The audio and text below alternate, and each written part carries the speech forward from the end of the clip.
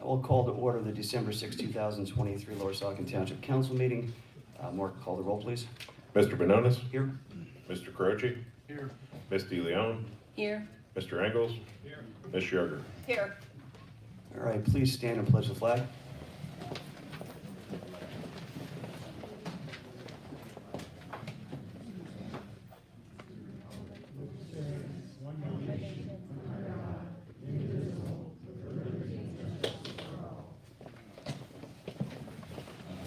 All right, council did not meet in executive session tonight. There are no executive session issues.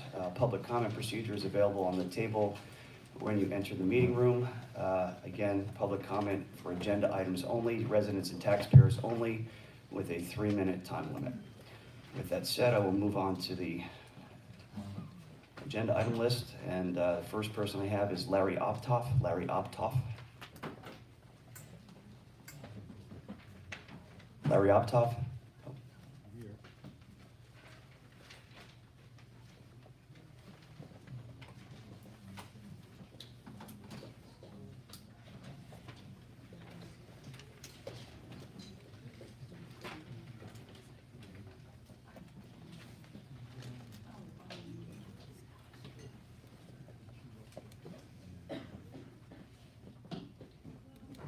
I just want to say that I am dead set against any land development with regard to the waste dump and any expansion thereof. And I consider further talk on this a waste of time because you people already have your mind made out. But I just want to, for myself, I think it's a waste of time that you even want to get into this. And I have something else to say. At the last meeting, am I allowed to talk about the last meeting? This is your time to talk about agenda items. So if there's an agenda item, the agenda is available at the meeting. The entrance to the meeting also on the township website. So if you want to talk about an agenda item, this is your Well, time. I'm just on for non-agenda items. Can I speak now? No, you get non-agenda items at the end of the meeting. Okay, thank you. Next is Russ Sutton. Russ Sutton. Yes, I'm here. There's very large concerns about this dump plan because the current council made dumps by right part of the zoning and have removed several layers of review and approval, leaving only council members to review it. Needless to say, the council does not have the technical knowledge or expertise to do an acceptable job of review, and the dump wants to push this through while they have the council that's on their side. This puts our residents and our environment at significant risk because of the level of review that the council has eliminated. We deserve a more stringent review. Also, we need to protect further generations, not just us. There is no requirement that council approve this plan. They have every right to reject it or require additional study and review and to demand the dump correct the deficiencies outlined in Hanover letter. And the Hanover letter was addressed before, and this is a blatant attempt to counteract the wishes of the residents of Lower Saucon Township as expressed in the recent general election results. 3 minutes is not enough time to articulate all the issues with the land development plan that do not meet the subdivision and land development ordinances. And I'm pulling from Hanover's letter. They had there's 17 waivers in this, and that's unacceptable, 17 waivers. And the waiver requirement provides legal agreements between the owner and the township describing the owner's responsibility for stormwater management facility ownership, maintenance, repairs, and replacements. A lot of these are kind of repetitious. They also, the existing roads adjacent to the property do not meet the construction standards or right of way, and the applicant has requested a waiver of these requirements. The minimum width and the depth, the applicant has requested a waiver to permit driveways that do not meet required pavement widths and thicknesses. Storm drainage easements shall be provided. The applicant has requested a waiver of this requirement, and there's huge amounts of stormwater comes off the dump after a big rain.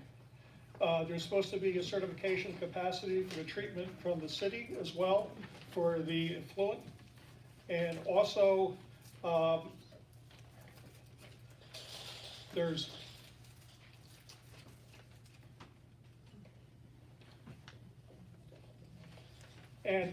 minimum slopes, the detention basins, fences around it, minimal circular orifice diameters, all these things, and as waived, the slopes of the swale should not be steeper than 1 vertical degree. The applicant has requested a waiver of this. As far as the inlets and manholes, they have requested a waiver on that. There's 17 waivers here, and they all affect us because there's all drainage and stormwater effects, and it's going to affect our community. Okay, thank you. Next is Bilal Khan. Bilal Khan. Thank you. So just continuing here on what my neighbor Russ mentioned. The subdivision and land development ordinance has several sections which apparently the council felt strongly enough to put in place. For example, a certificate insurance naming the township shall be provided. I mean, someone's thought that that was a good idea, but the landfill thinks that that's not necessary. So the question is, do you think it's necessary or not? Clearly it was at some point in time, but now you're being asked whether it's still necessary. The location of all existing contour lines within 500 feet of any part of the land to be developed shall be identified. That was requested, that's section 145.33C. The application now requests a waiver of that. Storm drainage easements shall be provided. That's section 145-46.B3. You thought it was important to ask for that. They think it's not. The question is, do you still think it's important? The township standard notices for drainage facilities and easements shall be listed on the plan. You thought that was important, section 145.33F1A. The applicant thinks it's not. The question is, do you still think it's important for that to be provided? The minimum circular orifice diameter for controlling discharge rates shall be 3 inches. You thought that was important, section 137.18E. The applicant thinks it's not. The question is, do you still think that's important? The detention basin outside slope of a berm shall not exceed steeper than a ratio of 3 to 1, horizontal to vertical. You thought that was important, enough to make it section 137.18K. The question is, do you think that's still important? So I can keep going, but I'm now 52 seconds from being told to leave. The document has a lot of sections that were put in place by this council because they thought it was important. And now, at this juncture, it's being presented and railroaded through here because timing is of the essence, apparently. But I hope that regardless of where you stand on the question of expansion, you will not sell us short by rushing through this. That's all I have to say. Okay, thank you. Next is Bob Lasko. Bob Lasko.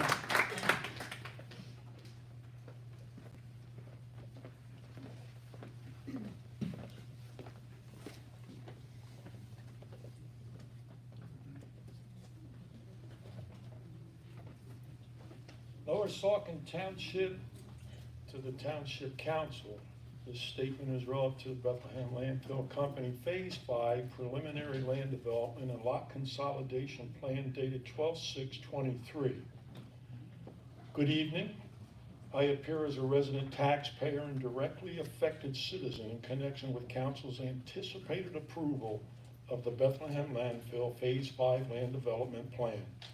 On behalf of myself and what appear to be thousands of township voters, residents, and taxpayers, I urge you to deny the plan due to its failure to comply with the Lower Saucon Township zoning ordinance, Lower Saucon Township subdivision and land development ordinance, and Lower Saucon Township stormwater management ordinance.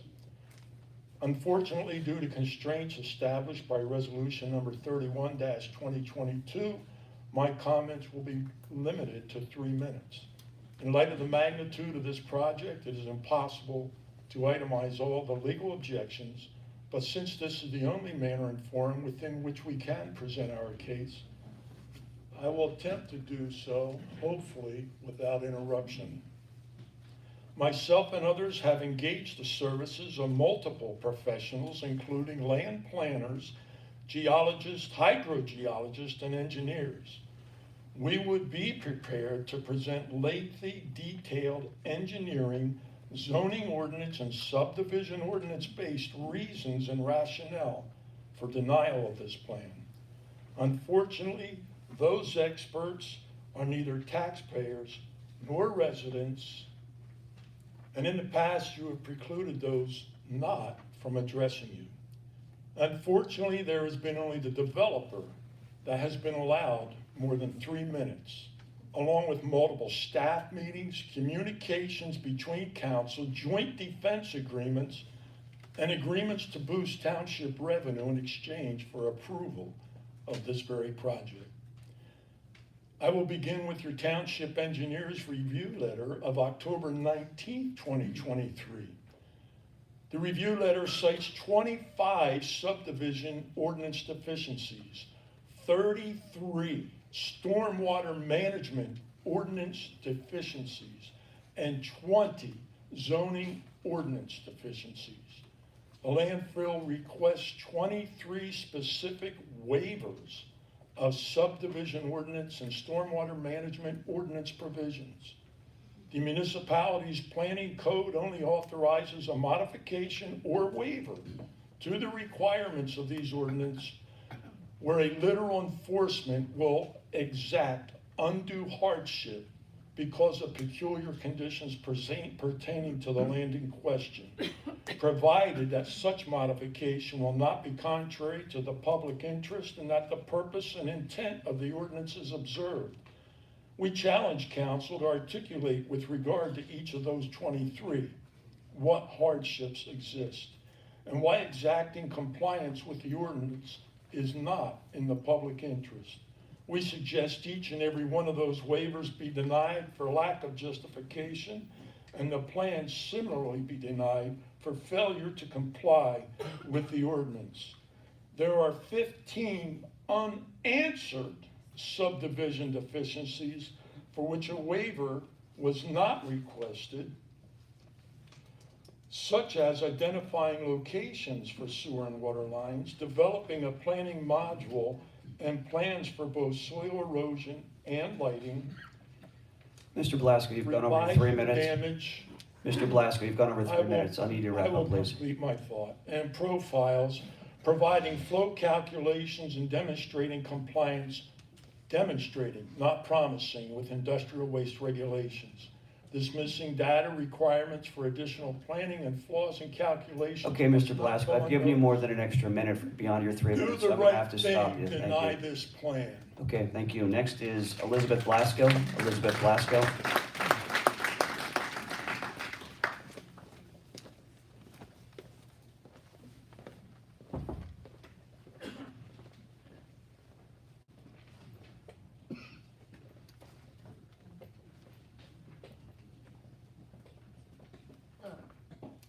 During the December 21st, 2022 meeting, Mr. Venona stated that conditional use is more restrictive than special exception use. He also stated that Lower Saucon Township would have greater control and oversight of any area rezoned light industrial. There are so many deficiencies and environmental concerns in the proposed expansion plan that it would be extremely dangerous to approve this plan to expand the landfill. This conditional use is how conditional use is more restrictive when, as Mr. Venonas also claimed, the same paragraph, that Lower Saucon Township would have more control. But isn't control exactly what you want? Because when you control, you can push through the agenda that you personally support, the landfill being one of them. Apparently, council thought that people supported the landfill expansion because they elected you a pro-expansion council. No. The people voted for those that they thought would, as Republicans, represent them, me also, fairly and honestly. This has not been done, and the results of the last election have proven that representation we expected did not come to pass. I would implore council to reject this application for approval of any expansion of the landfill. Pennsylvania has 67 counties, 45 landfills, and 3 of the 45 landfills are in Northampton County. We the people have spoken at the ballot box. We think that we have done more than our fair share. Again, please vote this application down. Okay, thank you. Next is Lynn Hill. Lynn Hill. Good evening, everyone. Lynn Hill. I looked at the budget for 2024, and I could have a lot of comments, but I'm just going to have one comment here. The net cash at the end of 2022 was just under $34 million. The net cash projected as of the end of 2024, only 2 years later, is only $27 million. That's almost a $7 million difference in the decrease in cash, and I can see I have a lot of work to do when I am in office next year. As far as Bethlehem landfill goes, I'm hoping that everyone on council has taken the time not just to read, but to understand and take to heart all of the comments in the Lehigh Valley Planning Commission letter to Mark Hudson dated October 13th of this year. It spells out a lot of reasons why this site is ill-suited for a landfill.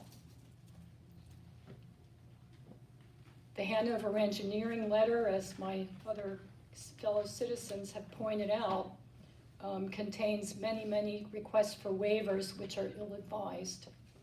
Some of these are state requirements and standard engineering requirements. It would be very irresponsible to ignore all of those and grant all these waivers. You, as council members, have it on your shoulders the responsibility to safeguard and protect the citizens and the environment and the wildlife of this township. And letting the landfill cut corners the way they apparently are planning to do would be wrong. So I'm asking you to please reconsider and say no. Thank you. Okay, thank you. Next is Ginger Petrie. Ginger Petrie. I'm Ginger Petrie. I'm a resident, taxpayer, and directly affected citizen in connection with the council's anticipated approval of the Bethlehem Landfill Phase 5 Land Development Plan. On behalf of myself and what appear to be thousands of township voters, residents, taxpayers, I urge you to deny the plan due to its failure to comply with the Lower Saucon Township zoning ordinance, the Lower Saucon Township subdivision and land development ordinance, and Lower Saucon Township stormwater management ordinance. Unfortunately, due to the constraints established by Resolution 31/2022, my comments will be limited to 3 minutes, so I'm talking fast. In light of the magnitude of this project, it is impossible to itemize all the legal objections, but since this is the only manner and forum within which we can present our case, I will attempt to do so, hopefully without interruption. Myself and others have engaged in the services of multiple professionals, including land planners, geologists, hydrogeologists, and engineers. We would be prepared to present lengthy, detailed engineering, zoning ordinance, and subdivision ordinance-based reasons and rationale for denial of this plan. Unfortunately, these experts are neither taxpayers nor residents, and in the past you have precluded those from not addressing you. Unfortunately, there has been only the developer that has been allowed more than 3 minutes, along with the multiple staff meetings, communications between council, joint defense agreements, and agreements to boost township revenue in exchange for approval of the project. Starting again, there are also 15 unanswered stormwater management deficiencies, many of which require revisions to calculate and design. These deficiencies include the failure to provide calculations for release rates, stormwater district boundaries, basin design flows and velocities. Redesign is required for water quality volumes, stormwater basins, and drainage areas. There is no narrative for soil erosion control, and there is no certification that the facilities are not underlain by carbonate geology. The Lehigh Valley Planning Commission pointed out failure to comply with Act 167. Your engineer pointed out failure to comply with Act 167. What is the hardship justifying ignoring these requirements? We incorporate by reference the section numbers of your subdivision ordinance, zoning ordinance, stormwater ordinance contained in the Hanover Engineering Review Letter. We suggest that any one of these deficiencies, not to mention any combination or all of the deficiencies, justify denial of the plan.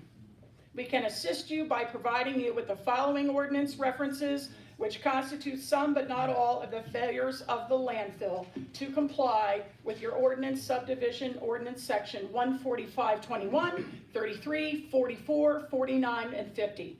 Stormwater ordinance section 137, 13, 14, 18, 19, 21, 22, 26, and 28. Ms. Petrie, your 3 minutes are up. Please wrap up your comments. Thank you. One sentence.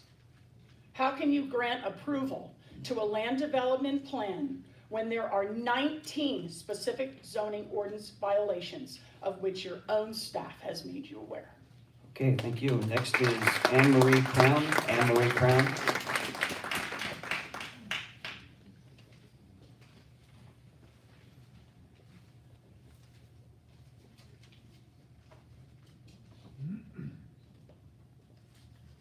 I am Anne Marie Crown, and though I am completely opposed to the landfill for all that we have heard for many months, I'm here to speak about another topic on the agenda, and that is the request to order a new fire engine pumper tanker. I was very pleased at the last council meeting to hear the committees speak about their ideas. It was gratifying to see them looking so far forward for fire service for the township. We have a very unique geography, and we also have, as they mentioned, a certain percentage of our population that does not have access to hydrant service. I happen to live in one of those areas, and I'm not complaining at all because I love living there, but we don't have hydrant service. And I would like to share with everyone who is thinking about this issue something I witnessed a few years ago, just a half a mile from my own home. I had to leave my home because of the acrid smell that was coming in the windows. And I went out on my porch to see billowing black smoke just a half a mile from me. So I knew a disaster was happening. And I reached for my phone to call 911, but I didn't have to because I heard the sirens of the truck coming out my road. They responded extremely quickly. It was one tanker truck that was there first. What ensued were many tanker trucks that came from many neighboring townships and areas. I stood at the end of my driveway. I counted them. I don't remember how many, but a lot of them came. And it made me feel that Lower Saucon Township is not alone. We are part of a much greater community, and the greater community came to our rescue that day. I watched trucks from townships I didn't even know the names. I believe there was one that even came from New Jersey. So I appreciated them so much, I stood at the end of my driveway, and as the tanker drove by, I gave them a gesture of my appreciation for what they had done. So when there is a fire in an area where there is no hydrant service, it is a really difficult thing for our volunteer firemen to conquer, and firewomen. It was an example to me of how important it is to look at the future, look at our geography, look at our apparatus, and be prepared to protect the township. Thank you very much. Okay, thank you. Next is Drew Germanowski. Drew Germanowski.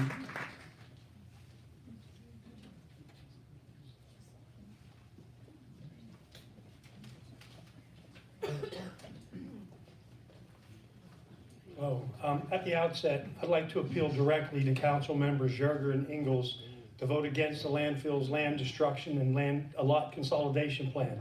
Last election made clear the majority of the township residents do not want to see this expansion. So I beg you two council members to do the right thing here in the 11th hour of your service to the residents of this township.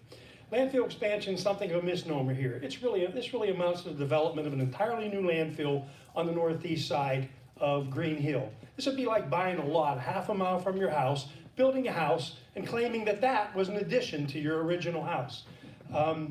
Township Council will be acting irresponsibly and voting through the plan submitted by the landfill at this juncture because there are many technical issues that have not been resolved. Again, people have brought this up, that Hanover Engineering in the October 2023 review listed over 60 deficiencies.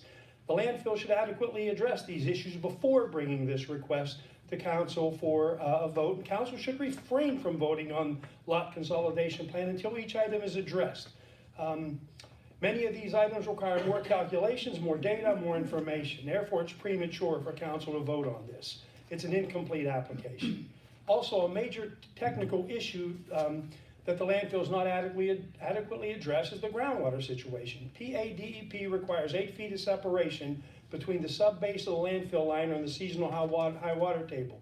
The springs and wetlands that are on the site reflect the groundwater table seasonally being at the surface.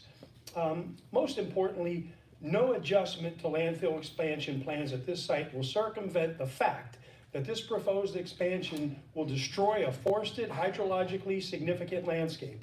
Regardless of the fact that there's a high probability that groundwater will be contaminated by the new landfill, there's no doubt that groundwater hydrology will be adversely affected in other ways. The ridge and the hill slope is the recharge area for the springs and wetlands on the slope and Bull Run and the carbonate aquifer at the base of that mountain. Putting a landfill here will remove the source of water for the entire groundwater system at this location. If you look at real estate purely to identify a good spot for a landfill, this would absolutely not be the place. By the way, we're going to rely on a landfill liner. This is a landfill liner. It's pretty damn flimsy. This is going to prevent groundwater contamination in perpetuity. Won't happen. This will decay long after this council is unseated, and our children will deal with this. The fact that this is a new landfill on the other side of the ridge is in large part why Bethlehem Township, St. Luke's Hospital, Delaware Lehigh Canal representatives and others are against this new landfill. They're not allowed to speak here, but they're against it because it's a new landfill that's going to affect the sight lines and the hydrology of the Lehigh River and Bull Run. Please vote no to this incomplete plan. Okay, thank you. Next is Claire Sadler. Claire Sadler. Ms. Sadler, I note that your address that you have here is DLNHC. Are you a resident or taxpayer of Lower Saucon Township? I'm not, we are a funder. Okay, so unfortunately, our rules require that you be a resident or taxpayer to speak during agenda and non-agenda items. I think we've been through this before with you. We have, and I ask you for the permission to speak as an entity that is named in those conservation easements on the named lands that you're talking about. Unfortunately, I'm not able to do that, so I'm going to have to ask you to stand down and move on to the next speaker. But thank you for your comment. That's really disappointing for future generations. All right, next up is Victoria Optoff Cordero. Victoria Optoff Cordero. Do you have it written Thank you. down? I'll read it for you. Thank you. Good evening, Victoria Optoff Cordero. I come to before you for a number of things that are on the agenda. Number one, I did want to speak on the proposed landfill development plan that's before you. Clearly, you have to review this because of the development plan that was submitted in September. And what I will say is this entire council has started with this process since October of 2022. And at that time, we heard we needed conditional use because conditional use was going to give extra oversight, additional reviews by the township council. We were going to have all this extra time to take a look and really determine what was appropriate for this area. And during that process, a lot of things came up that were concerning for this area. And ultimately, the zoning ordinance was deemed void ab initio, which brought us back to square one. For some unknown reasons, our council has decided to rezone it to make it a permitted as of right use, which took away all of those things that you thought were so important in January and December when you rezoned it the first time. But suffice it to say, you have your zoning ordinance and you're following through with the land development plan that was presented before you. I just want to, I've been sitting here and I've been watching, and we have one developer that's here in the front row, and that is Mr. Spurk with what's going on. And in his development plan, I think he would agree with me that he spent a lot of time with the township in developing the appropriate plan for his development, making sure that the township regulations were followed. maybe I'm wrong, but maybe Mr. Spurk can clarify whether he spent more time on his development plan than this development plan has been before the township. So Ms. Optoff, I'll remind I you that feel your that comments must be directed towards council, not to members of the audience. It's Thank not you. directed to Mr. Spurk, it's directed to you to identify, it's like an example. So Mr. Spurk's development plan is an example of how this township spent time and worked with the developer and made sure that he actually complied with our zoning ordinances. And here we stand before you with a land development plan that has oodles and oodles of problems. And there is a motion that's 4 or 5 pages long that allows the landfill to do all these extra things and gives you the opportunity to approve it tonight. And I say to you, what kind of precedent are you giving? You have required one developer in the front row to do one thing, and in the second row, another developer gets treated differently. And I don't think that's the right precedent. And I implore this council to say, first of all, you have numbers of things that are not correct, and that gives you the legal right to say this land development is not appropriate. If the landfill wanted to do this proposal, they should have made sure they complied with our ordinances. And so in final, since I only have 3 seconds and it wasn't enough time to really cover the other things, I will say that I also implore this council to follow through with what you have presented before us in the past with your budget and the other things. And I would really implore you not to Okay, put Ms. this Optoff, township I need you in to a wrap up your position. comments, please. Thank you, I'll just say one other sentence. I implore you to not put this township in a position where we don't have a budget at the end of the year. Thank you. Okay, thank you. Next is Sal Galliano. Sal Galliano.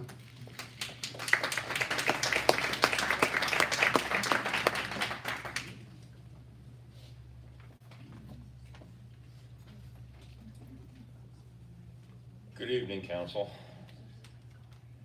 Well, I just was reading a little bit about the letter from the Hanover engineers, and then I read some other stuff, and I just had some questions as to, do you guys even have any kind of degrees or knowledge of all the stuff that is mentioned in there to actually make decisions and review it all? Do you guys even plan on maybe recommending an expert to address these matters of inefficient or deficient in all those ordinances that are being overlooked and oversighted? And as you all know, everybody knows, this 3-minute thing is really, really a pain. I mean, we get 3 minutes and everybody else can, that's involved, like the landfill representatives, they get all the time in the world. And I only get 3 minutes to tell you how terrible this thing would be for our town, for us. Mr. Bononis there, you made a comment a while back in one of the other meetings about there's 4,500 residents in this township. I never said that. Well, you still stated that there was a bunch of residents, and then only 50 or 60 of us ever show up at a time to make our statements about this awful mess. And the reason it just struck me one day is, it's not their backyard, it's my backyard. It's their backyard. That's why nobody else shows up. They don't care, it's not their backyard. I want to ask you guys a question though. If you weren't on the council, if you had no political involvement, would any of this landfill stuff affect you? Would you have any say of it? I think all this stuff is actually, it's just bad because this water is going to be my water. This land is going to encroach on me and on everybody else that's here. So I urge you to please reconsider everything and think about it as if you weren't on the council. Would you be willing to do this? Thank you. Okay, thank you. Next is Mark Ozimic. Mark Ozimic.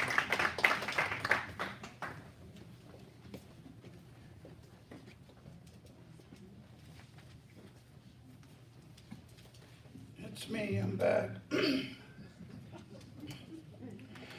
Anyway, I've been outdone because I haven't done the work and the studies that everybody else has done as far as the paperwork on the township website.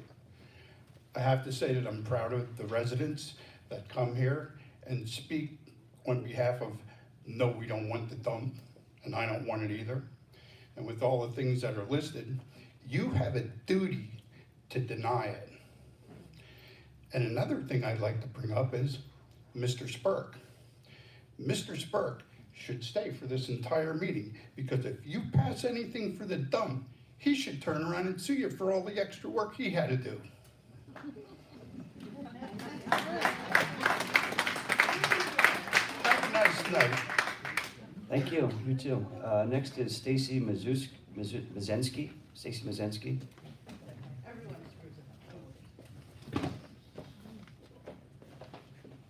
Okay, so I bet you everyone remembers this, right?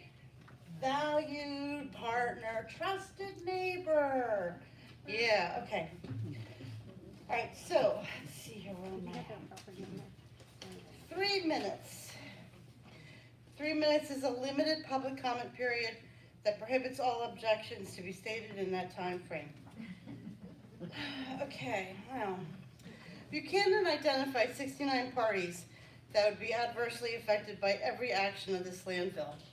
This council should stand behind not only those 69 parties, but the entire township, and make the Bethlehem landfill comply with every single section of every ordinance and comply with all stormwater regulations. The Hanover report identified 19 violations of ordinances, 15 unanswered deficiencies. They want to skirt fire hydrants where needed. 60 deficiencies yield an incomplete, irresponsible, and inadequate plan, a plan that a valued partner and trusted neighbor would never put before any council if they really were a trusted neighbor. Also, they can't even afford to give you an insurance certificate? Seriously? I'm looking at this report and I'm just blown away. So this company spends, it's $1 million company, and they can't even do a certificate of insurance naming the township or the township engineers because they think that they can just get an easy waiver from it, right? But you know what? They're not a trusted neighbor. All of these things they can easily do, but they just don't want to. They don't want to make a drawing look the way they're supposed to. They don't want to just present everything that as the standards of the technology and the industry demands. This is just sloppy work all throughout. And all of this is just ludicrous. How would you ever give anybody any right to mitigate stormwater regulations? That thing floods as it is. It's ludicrous. Don't allow this plan to go through. That's all I gotta say. Okay, thank you. Next is Joe Buba. Joe Buba. Mr. Buba, your address you identify as St. Luke's, Black River Road. Are you a resident or taxpayer of Lower Sauk Township? As you know, I've been through this. If you just give me 30 seconds, you know I... No. Wait, I want to demonstrate why we comply with the exact requirement. My question again is, are you a resident or a taxpayer of Lower Sauk Township? We are, you said it correctly. We are a resident. Last time. Are you a resident or a taxpayer of Lower Sauk Township? St. Luke's. Are you are signed in as Joe Buba. On Are behalf you, of St. Luke's. Mr. Buba, we know that you are not an executive of St. Luke's. We know, Mr. Buba, let me finish. Mr. Buba, please don't interrupt me. Let me finish what I'm saying so you can hear and understand what I'm saying. You are not an employee of St. Luke's, okay? You're an attorney who is here on behalf of St. Luke's. We have had situations before where attorneys have come in for entities that are residents or taxpayers, and we have not allowed them to speak because of that. Because you do not have the authority to speak on behalf of the company. You are not the CEO, you are not the president, you are not a member of the board, and as far as I know, you do not have authorization from them to speak on their behalf. Yes, I do. Do you have it written down? Doesn't matter, he's not a resident. It doesn't, oh my God. He has document, I'm sorry, I protested. I'm not recognizing it.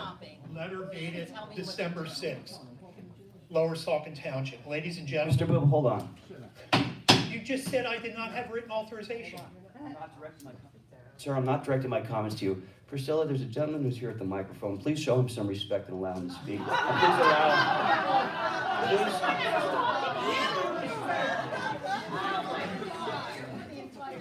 Priscilla, the man's trying to talk to me and explain his position, and you keep talking in my ear. I am so sorry. Go ahead, please proceed. This is your statement when explaining the public comment procedure, December 21st, 2022.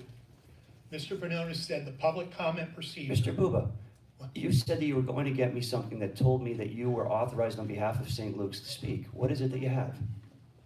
I'm not asking you to read the minutes from a prior meeting. I'm asking you, what do you have? Exactly what I was giving you last week, if you would have allowed me to talk. What are you talking about last week? We didn't have a meeting last November week. 15th.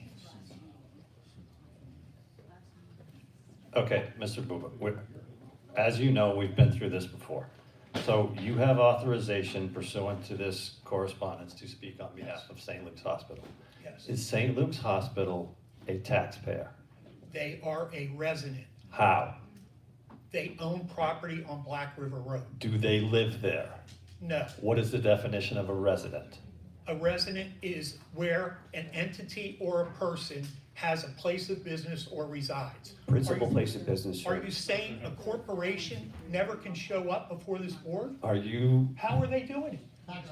if you're a tax, that's the whole point of the resident or taxpayer definition in the Sunshine Act, is that a resident is an individual who lives within the municipality. If you are a taxpayer, you can have a corporation that's a taxpayer in the township. For example, I'm sure the people that own the Giant Center pay taxes in the township. Your client, unfortunately, does not. They own property that's exempt, so they are not a Your taxpayer. public comment policy does not require it to be both a resident and a No, taxpayer. it's one or the other, and we disagree on the fact as to whether your client, the hospital, a 501c3 corporation, is a resident of the township. Not whether it maintains a residence, because then you're gonna get into standing issues as to whether you can do something in front of a court of law. The word in the policy is resident, and what that means is a person who lives, physically lives, resides in the township. How does a corporation appear before this board? A corporation appears before this board if it is a taxpayer. Okay, so you are now reading it or. It says resident or taxpayer. If you remember, at the last meeting, I specifically said it's resident or, and both of you, on the record and on his camera, said, no, the slash means and. No, if I said that I misspoke. I don't think I said it. Well, when you I don't think I said it. I don't believe that he said that. I don't think I said it. Because it's always been resident or taxpayer.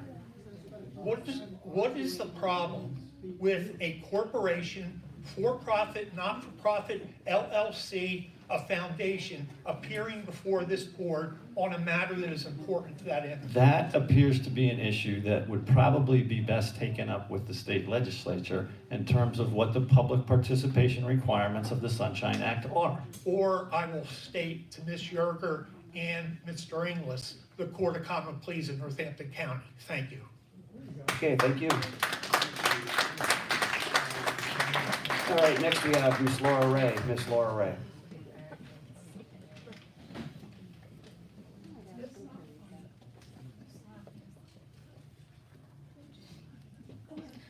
Laura Ray. I have a bunch of comments here. First, I'm going to say when I looked through the package, the thing that really infuriated me the most was the pitiful letter from EAC stating that we had no input or recommendations to make regarding a landfill land development plan. It's totally outrageous, ridiculous, unacceptable. When we had our meeting on October 10th, and looked and had the presentation by the landfill group, we were told and directed that, well, we're only required to look at the plan, we don't need to do anything else, we just move on. A lot of us did have comments and questions and did want to make recommendations and provide input. However, we were voted down, and we were told that we didn't have enough information at this point to make any recommendations, and that we need a lot more information and needed to hear from the engineers. What's wrong with waiting to receive more information and making a recommendation then? Well, here's what's wrong. October 19th, the Hanover letter came through. November, the EAC meeting was canceled for no reason, because we didn't want to look at it and we didn't want to provide more information, which is what our board is supposed to do. Yes, it is what you did.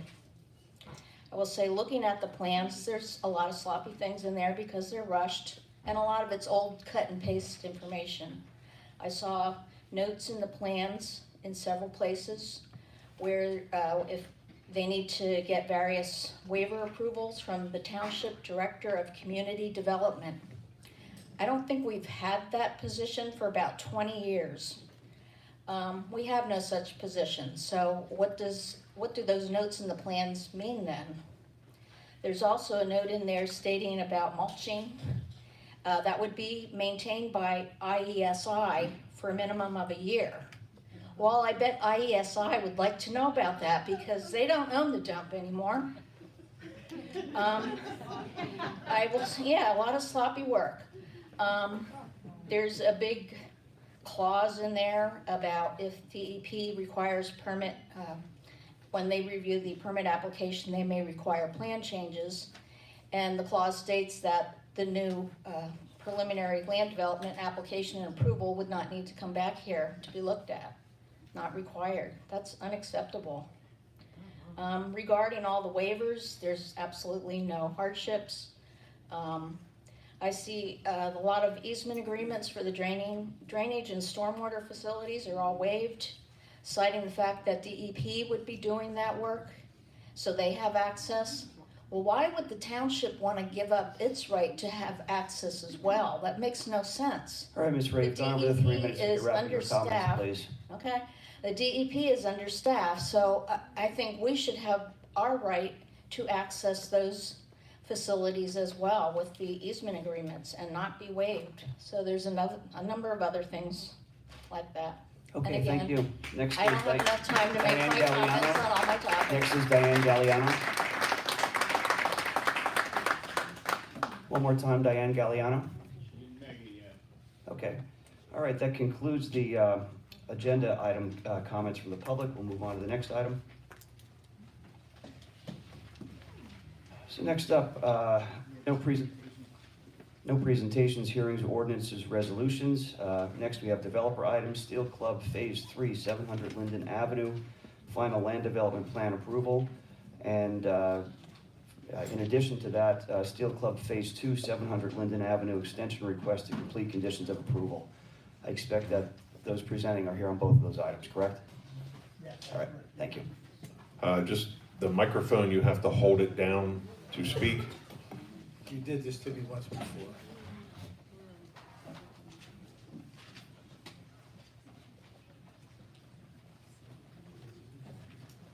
All right, Mr. Preston, you can proceed whenever you're ready. Thank you and good evening. Jim Preston, attorney for the applicant. You all know Mr. Spurk and you all know Mr. Meese, who's our engineer. I'm surprised Mr. Spurk got a couple shout outs during the public comment. And what we're here for is, the first item is the approval of it's phases, phase 3.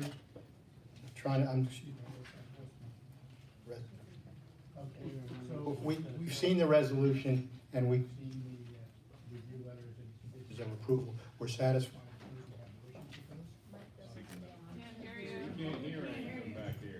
We've seen the resolution and the conditions of approval. We have no issues with those, except for number 8. Number 8 says that the applicant shall satisfy all the conditions within 1 year of the date of the conditional approval, unless an extension is granted by the Township Council. We're not trying to be obstinate, but there's no way that we would ever do that within a year. We don't know if we're gonna be breaking ground within a year. State law allows us a 5-year span to complete those conditions. And so we would ask that that be reflected in the approval. Mr. Preston, you're talking about the motion that you received, the draft motion you received for tonight's meeting, correct? It's not That is actually a correct, yeah. resolution, it's a draft motion. And you're requesting that instead of 1 year to complete the conditions, that you're asking for 5? The 5, to be consistent with state law, that's correct. And your client has agreed to comply with everything that's in the handover letter, that's one of the conditions? That is correct, yeah. Okay. And this is the final plan approval, your client having already received preliminary plan approval last month, 2 months ago, correct? Is this 2 agenda items that you're combining into one? No, it's one. The first one is the Phase 3 final plan. The second agenda item is the request for an extension to complete the conditions on Phase 2. No, I'm talking about just the Phase 3, that they got preliminary plan approval about a month ago. This is the final plan approval. They've agreed to the conditions that are in the motion, with the one exception being that they're asking for 5 years to complete the condition instead of 1. And that's in line with state law, you said? Correct. Okay, I have additional questions and if permitted to, Mr. Benonis. All right, Mr. Preston, anything else to present to us? Not on this item. All right. All right, I would just note for the record that Steel Club has a prominence and significance to the township. It provides a lot of amenities to the township residents, provides golf, dining. It has thousands of members, both from inside the township and outside of the township throughout the greater Lehigh Valley. Has various recreational and social activities. It's the largest private employer in Lower Saucon Township. It employs high school students, college students, interns, local residents in various capacities. I think it's the largest or the second largest property in Lower Saucon Township, and I think the acreage in Lower Saucon Township is about 220 acres. I also looked at the taxes, currently pays taxes to the township in the amount of $147,000. And with the added property value from 159 total homes that are in Lower Saucon Township, that will be an added property value of $100 to $125 million. That's a pretty substantial increase in overall value to the township. That tax revenue translates into roughly $3 to $3.75 million of tax revenue to the township based upon those residences when constructed. Again, that is a substantial amount of the township's budget. Probably represents about a third of what the township currently receives in taxable revenue. And importantly, the Steel Club has also preserved an open space, 185 acres, which is largely the golf course, which also provides recreation. So, you know, a lot of Steel Club's development plans have been approved by this council in the past and by this council as seated. And it has been a good partner to the township. And I think what they're proposing here makes tremendous sense to both the near-term and the long-term well-being of our community. With that said, I'll start with Mark. Do you have anything you want to add to the comments? All right, Sandy? All right, I have nothing else. Priscilla? Yes, well, first of all, there's a lot of conditions on here, and, you know, what Jason just said is like, you know, are you paying a host fee to us? Because that's kind of what it sounded like, you know, that's what the landfill does. And, you know, he can't speak for you, but I just think it was inappropriate. When this all started several years ago. What's inappropriate about my comments recognizing what this entity provides to the I'm allowed to have a comment and to have an opinion, and You I are. just said it. I'm asking for I clarification. don't have to tell you. Sure, okay. Okay. Go ahead. So, First of all, like I said, there's a lot of conditions on here. When this whole concept started, you know I was in favor of it. You had also talked about the open space concept, about dedicating us the rest of the property and everything. I haven't really seen any paperwork on that yet, but that's supposedly coming to us eventually. That's something that we have to provide. Can't wait to see it next year. Okay. Stormwater.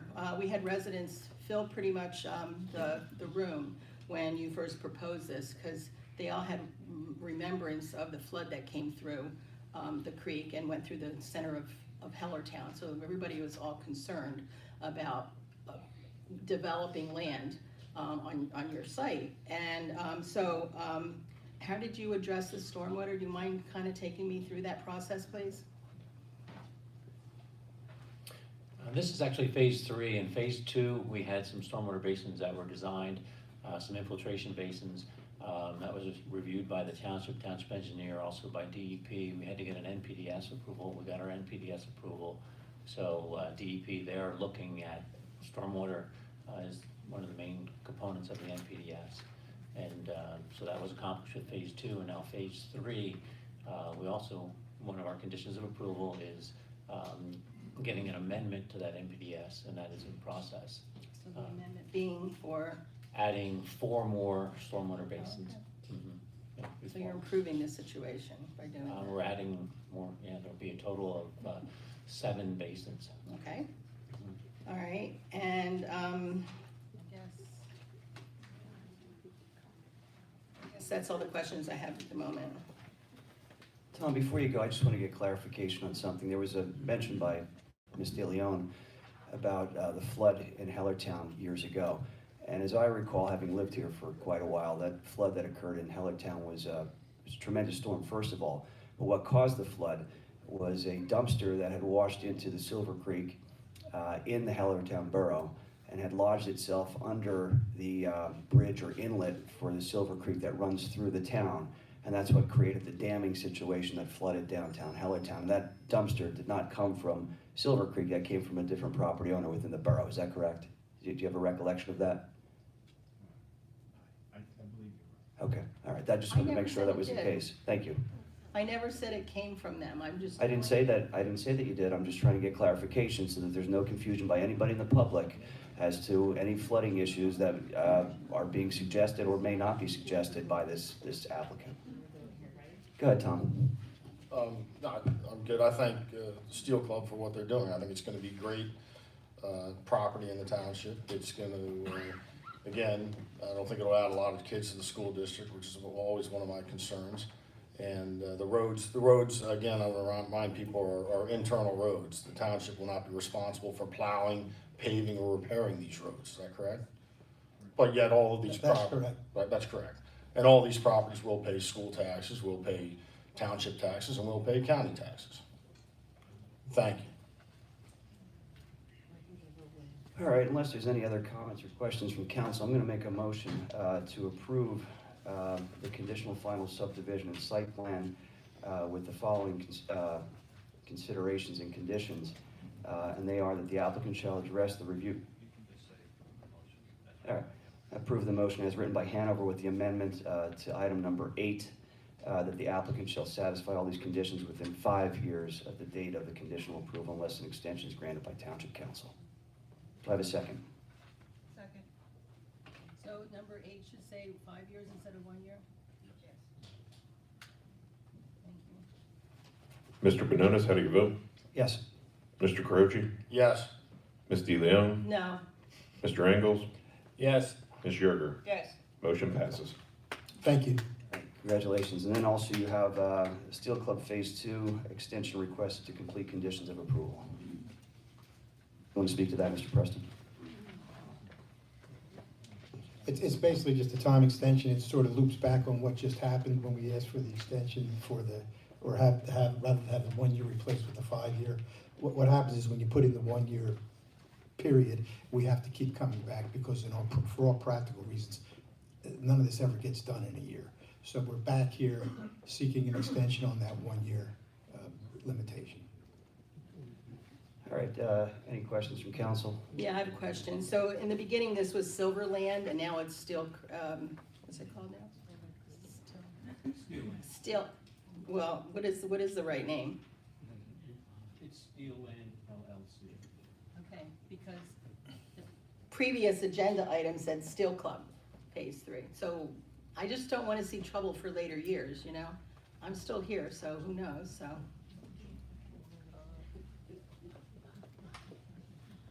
The township puts the agenda together, right?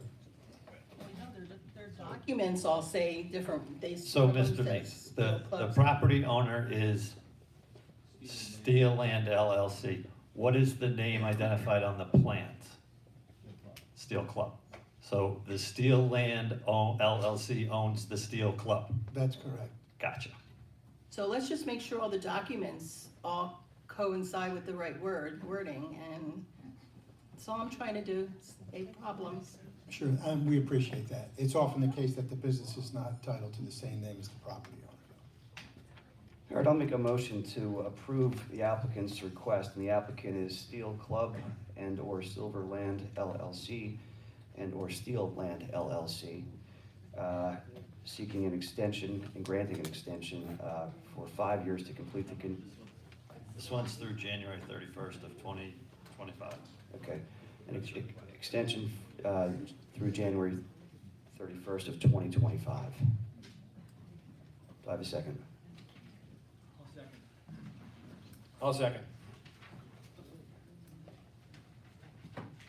Mr. Groce, how do you vote? Yes. Ms. DeLeo? No. Mr. Engels? Yes. Ms. Yerger? Yes. Mr. Vanonis? Yes. Motion passes. All right, thank you. Once again, thank you very much. We Thank you. appreciate it. Hold on, can you hold on just for a second? First of all, I just want to thank you guys. You're allowed to, you've kept some part of the golf course, you've kept some of the history, if you would, of the Bethlehem Steel being within this community, and it's been a huge part of our history. So I thank you for kind of keeping it, a huge part of it, the way it was for many, many years. So thank you. I agree, thank you. Yeah. Thanks, Mrs. Yerger. And I would say that it's been many councils that we've gone through here, and Priscilla intimated earlier about it. We started this in 2014. Priscilla and Sandra, the only two that were on it at that time and continue to be on it. And so I want to thank you as well, because I think your foresight and, to try to preserve that property was the right thing to do. And thank you for your many, many decades of work on behalf of all the citizens of Lower Saucon Township. Thanks. All right, have a good evening. All right, next up we have Bethlehem Landfill Company, Phase 4, 2335 Apple Butter Road, preliminary land development and lot consolidation plan. Phase 5.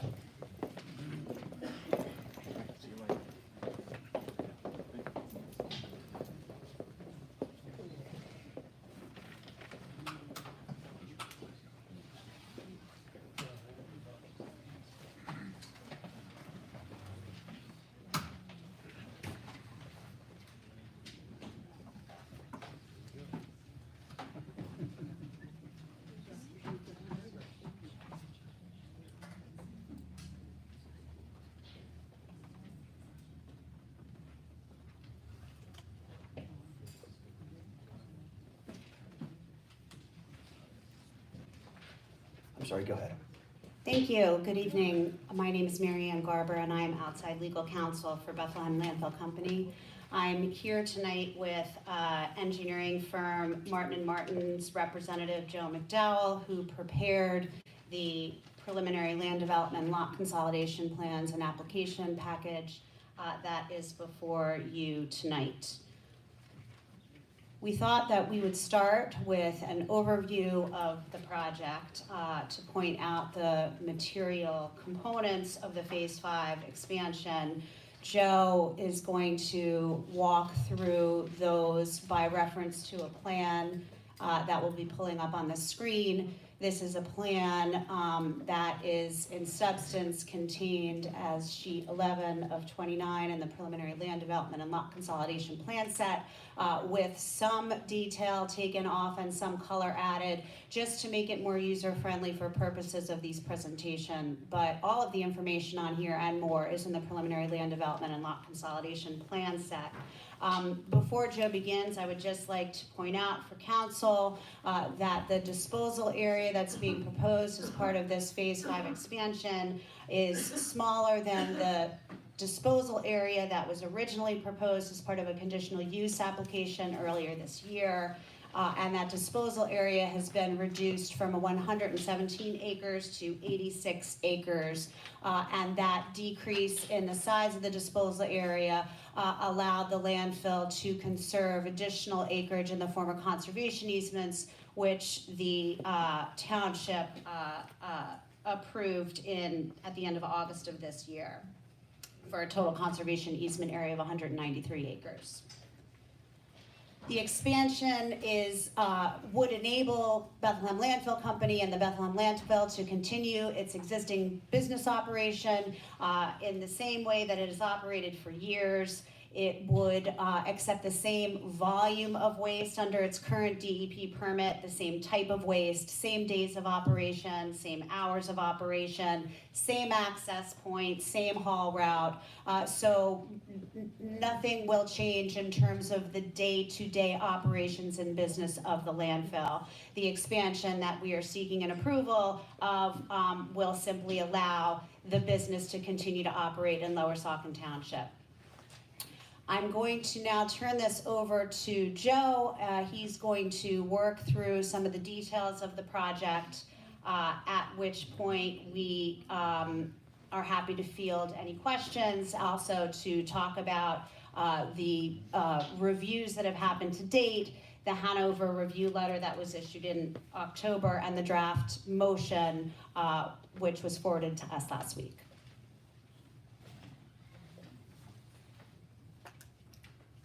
Thank you. So as Marianne indicated, this is plan sheet 11 of 29.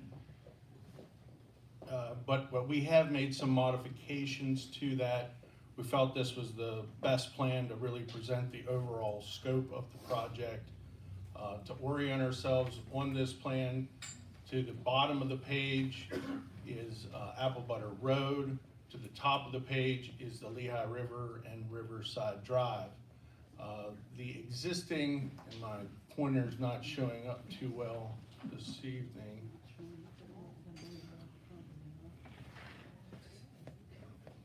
Did we have yeah.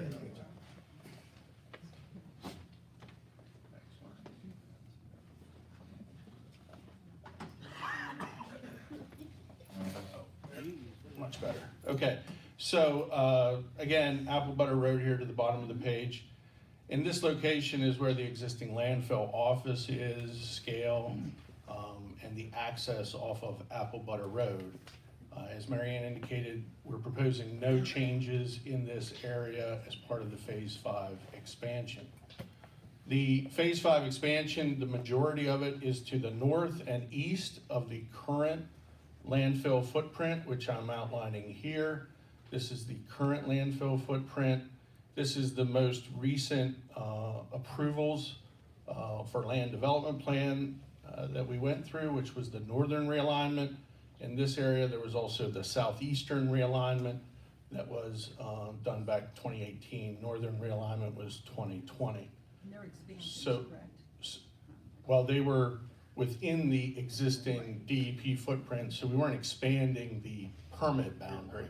It was just within the existing footprint. The north and east expansion is outlined here. The total area of expansion is approximately 86 acres. This area here is comprised of approximately 82 acres. There is a small expansion over on the western side. That encompasses about 3.5 to 4 acres. That expansion is proposed to allow for closeout of slopes on the western end of the landfill without benefit of any waste relocation. So when this cell was developed, there was a contemplation that expansion would be further to the west. It was considered, and so there were what we call intermediate slopes placed here to allow for that expansion to occur if it were ever proposed. That did not happen, so we have an intermediate slope here that we need to close off. And so there's a small 3.5 acre area here that allows us to do that for final slopes to meet all the DEP regulations. So that is the small part of the Phase 5 expansion. Again, the vast majority being here to the north and the east. As I said, access is going to remain the same at the existing office here and scale. There is, as part of this Phase 5 expansion, we are adding additional lands to the current landfill footprint. One of those areas are here to the east. We call this internally as the tank farm property. There are 2 existing tanks that were located here. I think were developed in the late 70s. And so there is an existing access off of Apple Butter Road to that existing facility. It is gated. We propose for that to remain gated and used for emergency and maintenance only. There would be no access of any operations for the landfill in this location. All of the operations would occur at the existing Apple Butter Road entrance.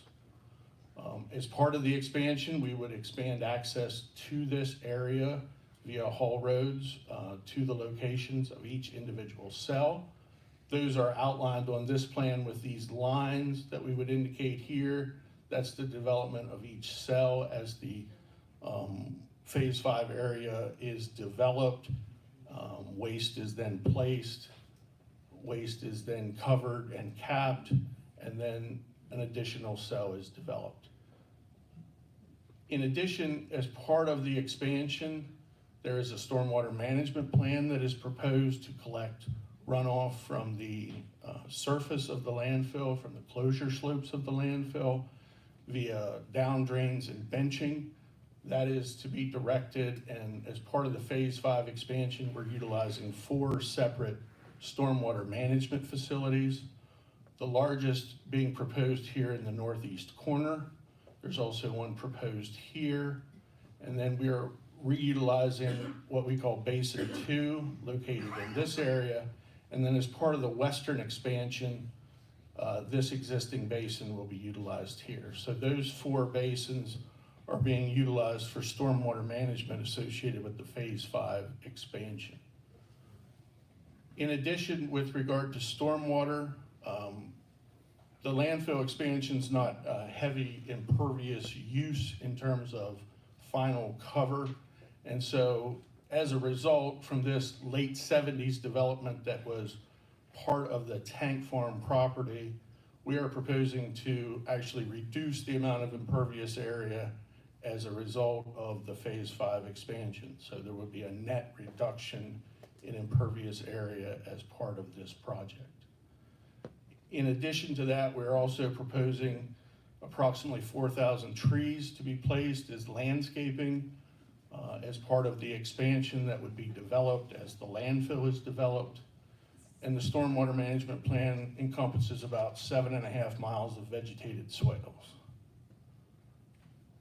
There is an MSE berm, a mechanically stabilized earthen berm.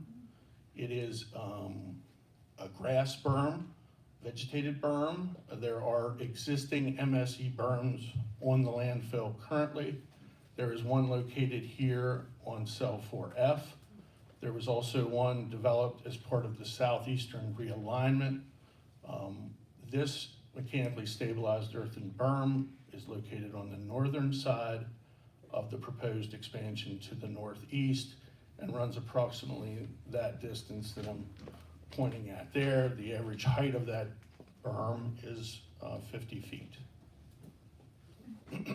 There are accessory structures that are needed for the landfill. One of those being a flare and leachate storage facilities in order to meet DEP regulations. We are proposing to redevelop this previously developed area as part of the tank farm for that purpose, and those are indicated here in these two. I think they're actually yellow, it's hard to see with that in this location here. As far as areas of disturbance, the Phase 5 expansion in total is about 171 acres of total disturbance in order to develop the entire area. That disturbance will happen over time. That will not be an immediate first step. Our proposal outlined in the land development plan is to start with first the western, to close that off. That is the first cell to be developed, to close that western area off and get final grades in that location. And then this would be the first cell that we would develop. So as part of that development, our disturbance would be limited to just what is necessary for the cell development.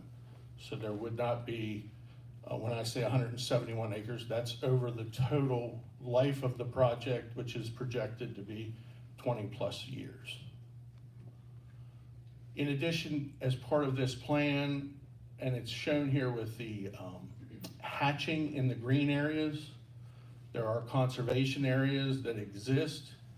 We are not proposing any disturbance as part of the plan in those areas for development of the landfill. And the green areas that you see shown on this plan, those are indicators of areas where we are not disturbing any woodlands or doing any grade changes to the land. So in these areas that are green along Apple Butter Road, all of these areas here along Riverside Drive, those areas along Bull Run on each side, no disturbance is proposed in any of those areas as identified in green. The development of the landfill, as I said, would be in stages. There is an area that is atop the existing landfill footprint. It's hard to see. There's a green line that runs through here. It's approximately 27 acres atop the existing landfill footprint. I'm running out of steam, so did I miss anything? One more thing, Joe. Can you just talk quickly about the sequencing of the landscaping that's going to be installed? Yeah, so as I said, there's about 4,000 trees that are being proposed. And in the scheduling, as we develop this cell, moving from that cell B, then we'd C, D, E, F, G, H, and I.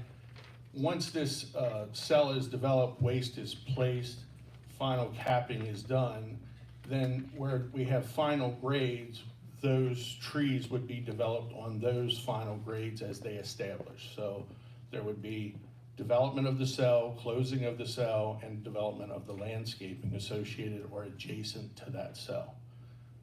I'd also just note from the standpoint of the MSE berm, we wouldn't construct the entire berm as part of step one either. Again, this would be a phased project in that we would only develop the infrastructure, landscaping, and the like associated with the cell that is required to be developed at that time. And the berm, as it's built out, will be vegetated as it's built out, correct? That's correct, yes. And what is the peak elevation for the proposed expansion? So the current peak elevation as part of the permit is 725 feet, which is 725 above sea level. This proposal is to maintain that elevation and not to increase that elevation in any way. So that 725 is the maintained peak.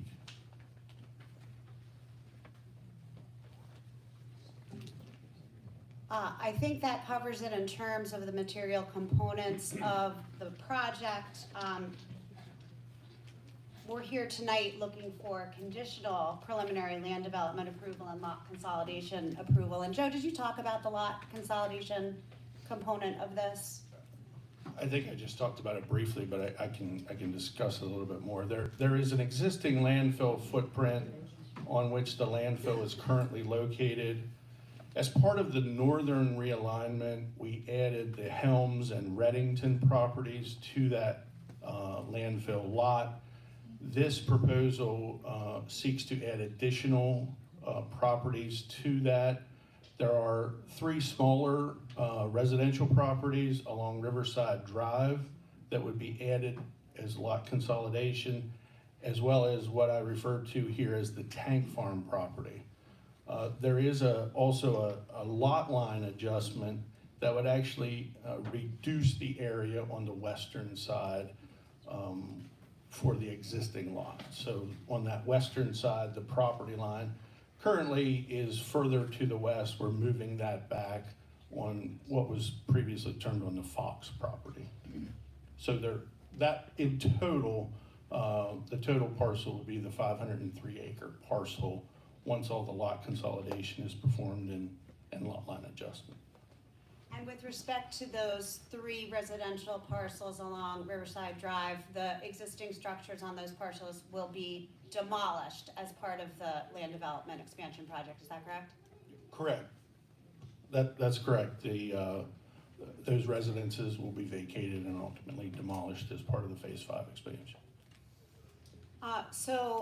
As I said before, we're here tonight seeking conditional approval of the preliminary land development and lot consolidation plan for Phase 5, as well as the associated waivers that were, I think, mentioned during public comment earlier in the meeting. There is, as part of our application package, a complete list of the requested waivers with the justification for the requests themselves. Those are waivers, all of the waivers that are being requested have been granted in connection with every other expansion of the landfill. They are largely requested because of the nature of the development and the DEP oversight associated with them. So those requirements in the saldo apply to any development, and it is because of the particular nature of this development and DEP oversight and other requirements that those particular provisions of the saldo are either unnecessary or redundant of what DEP would require. And so there's a detailed explanation of those waiver requests in the application package. And finally, the third thing that we're asking for tonight is relief from council from the perimeter berm requirement contained in the zoning ordinance. That's a requirement that would provide for a berm anywhere from 6 to 30 feet, I believe, set back 50 feet from the landfill. And we are requesting relief from that requirement, as we have with past expansions, because the existing and established vegetation at the site serves as a better substitute, frankly, than a man-made earthen berm would require, and it would eliminate the need to disturb existing vegetation. And that is a relief. The nature of that relief is specifically permitted by the zoning ordinance. So again, 3 things we're asking for tonight: conditional preliminary land development and lot consolidation approval. We're asking for approval of the requested waivers, and we're asking for relief from the perimeter berm requirement. We have looked at the draft motion that was forwarded to us by Mr. Hudson last week, and we are very comfortable with the motion as well as the conditions, with a couple of minor tweaks that I outlined in a letter to Mr. Hudson on December 4th, which I'm happy to go through, but I think that letter is in your packet. They're really items of clarification more than anything. And as I mentioned earlier, we received a technical review letter from Hanover Engineering dated October 19th. Technical comments and acknowledgement of the waivers that we've requested.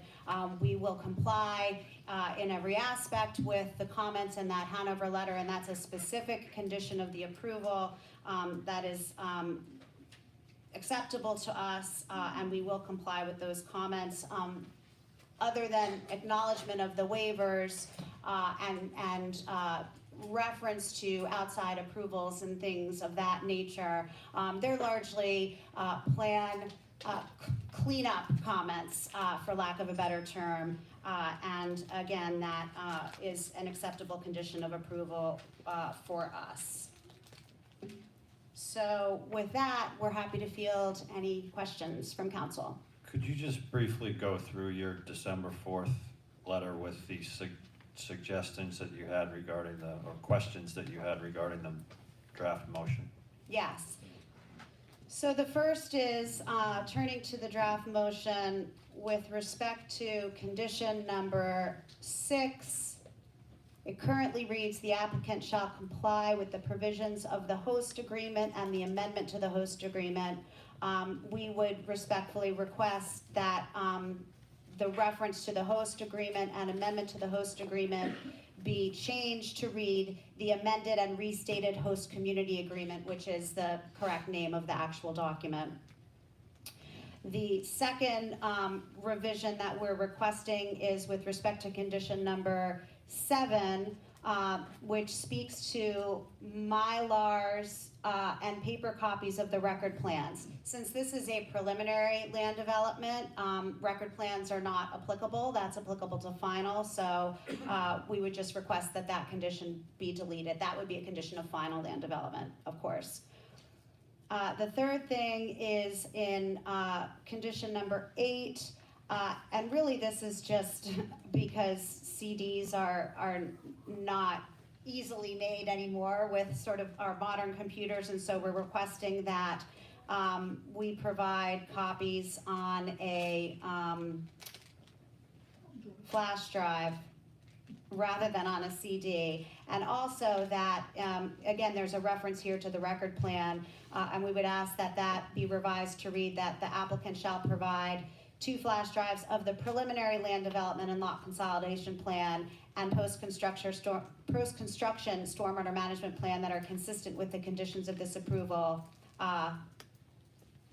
in both a functional AutoCAD format as well as a static image format. On that condition, would you be willing to provide paper? I think we need some paper copies. How many, Brian, you want? Have a number?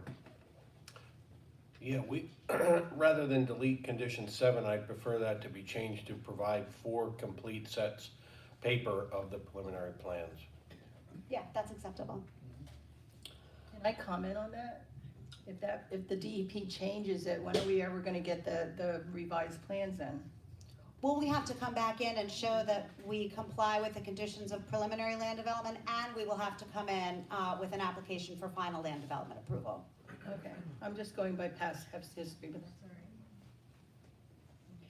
right. And then finally, in the last paragraph of the motion for applicant's approval of the conditions, we'd ask that the reference to the record plan be deleted and replaced with the Phase 5 preliminary land development and lot consolidation plan reference. Brian or Link, do you have any concerns with any of these requests except for the point where you mentioned providing 4 complete sets in paper? That's my only concern. I don't have any issues with those requests. However, I would point out that on the second page of the draft motion, under capital B, the granting of the following subdivision, land development, stormwater management ordinance, and zoning ordinance waivers. We don't give zoning ordinance waivers, so we should delete the zoning ordinance from that sentence.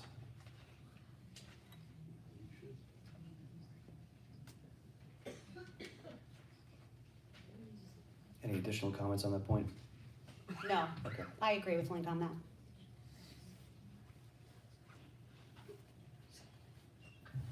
Anything else, Ms. Garber? No, that's it, thank you. Thank you. Link, just so that I'm clear, DEP will review any and all plans for Phase 5, and DEP has the final say in this, correct? DEP will be required to review any and all plans for Phase 5. Depending on what DEP does, the applicant will need to file an application for final plan approval with the township. Okay. All right, I'll go first. What I would point out is that tonight we heard from a total of 16 residents in opposition to this preliminary land development lot consolidation application plan. If the total township population is 11 or 12,000 people, let's just say it's 11,500 people, that means the other 84 people. They didn't vote for you.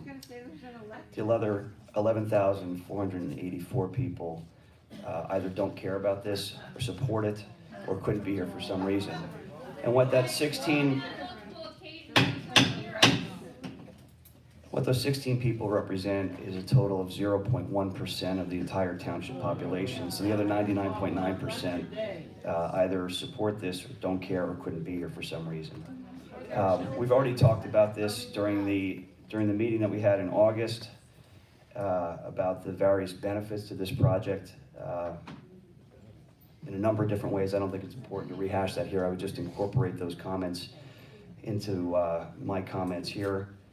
I think it's also important that there's going to be a net reduction in the pervious coverage, that there's going to be planting of 4,000 trees.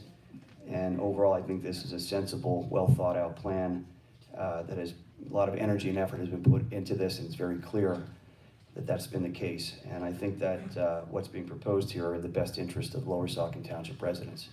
So with that said, I'll pass this on to Mark. Mark, do you have any questions or comments? No, I'm good. Sandy? Okay. Comments? Priscilla? Yes, I do. How many trees are you taking down? Do you have any idea? We don't have an exact amount of the number of trees taken down. Yes. I'd like you to figure that out and get back to me on that, if you don't mind. And also, you state that there's, the height is 720 feet above sea level. So that's gonna go across to this phase 5. I'm gonna try to ask this question, okay? I'm not an engineer, okay? So I know that the existing landfill is built on a hill, okay? And it can only go down 8 feet above, what is that, groundwater? Your depth, okay? So when you go across into the new area, is it deeper than the bottom of the existing landfill? Does that make sense? Are you asking if the excavation grade will be deeper than the current landfill? That's there now, right, where the liners and the, yes. I think that's what I'm asking. Yeah. Okay. So there is an analysis that has to be done. We have to gather a lot of information to be able to model and understand fully what the groundwater is on these new properties in the new location. There is a well drilling plan that would have to be put in place. That plan is submitted to DEP.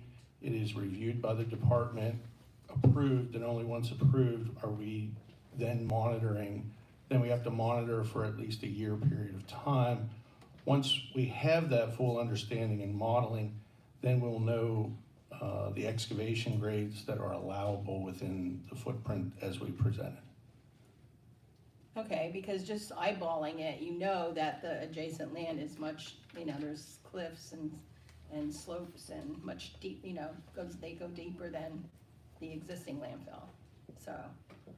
So then there's going to be more than 725 feet, because you're counting more more garbage underneath. Is that making sense? The depth of the He waste. understands what I'm saying, so stop making comments. The depth of the waste is variable across the landfill as it is now, Right. but the maximum height of the final cover will not exceed the 725-foot elevation. Right, but do you know how much capacity you're gonna have based on that 725 going down? Like, you can only put so much capacity in a space. So that's why I'm asking the space. Yeah, so we've prepared as part of the application an anticipated volume and a life expectancy of the landfill. We've based that based upon existing grades as they exist on those properties.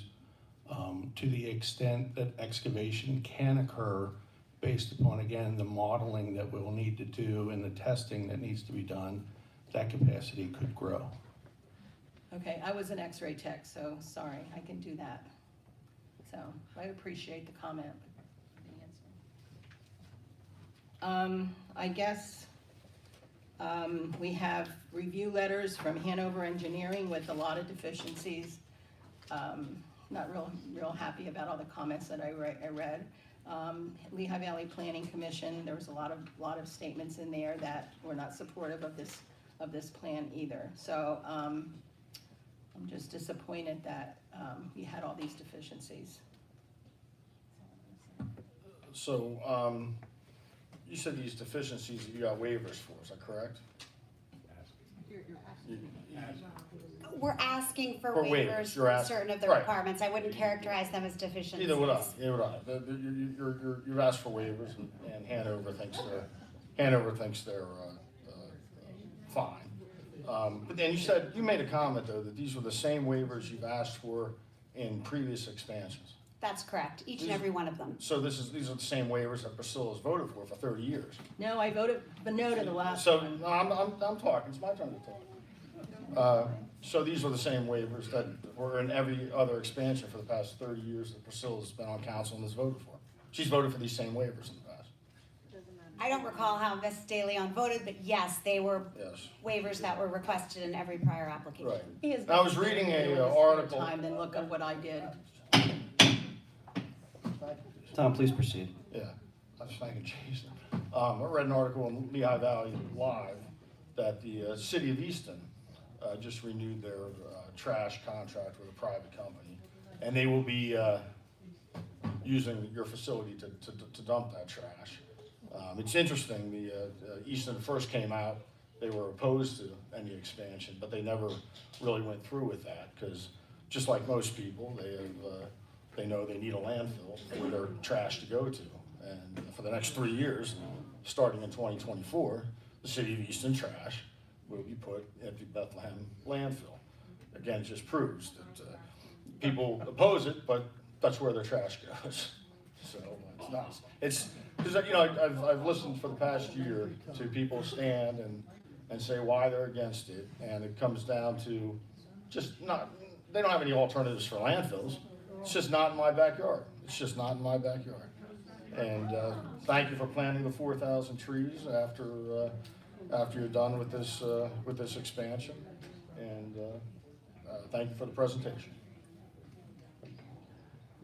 All right, unless there's anything else from council, I will make a motion to approve the Bethlehem Landfill Company Phase 5 Expansion Project, Phase 5 Preliminary Land Development and Lot Consolidation Application Plan pursuant to the motion that was prepared with revision to Part B, removing the words "and zoning ordinance ZO waivers," and also incorporating the modifications or changes that were set forth in the December 4, 2023 letter from Mary Ann Garber on behalf of Bethlehem Landfill Company, with the additional change to Part 3 as requested by the township engineer to provide 4 complete sets in paper.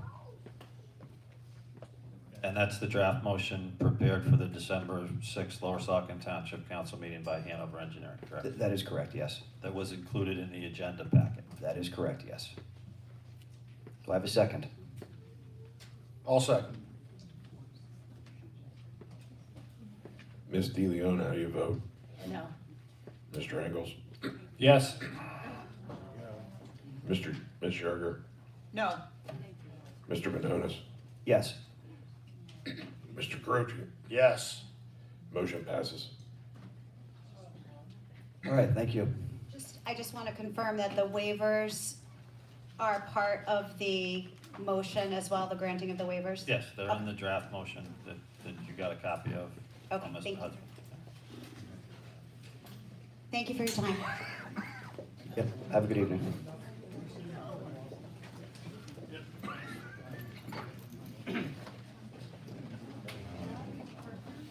All right, next up, we have township business items. The first one is request from Lower Stockton Fire Rescue to order 2028 Pearson Forcer pumper tanker. Brian Evans, Scott Creasy are here.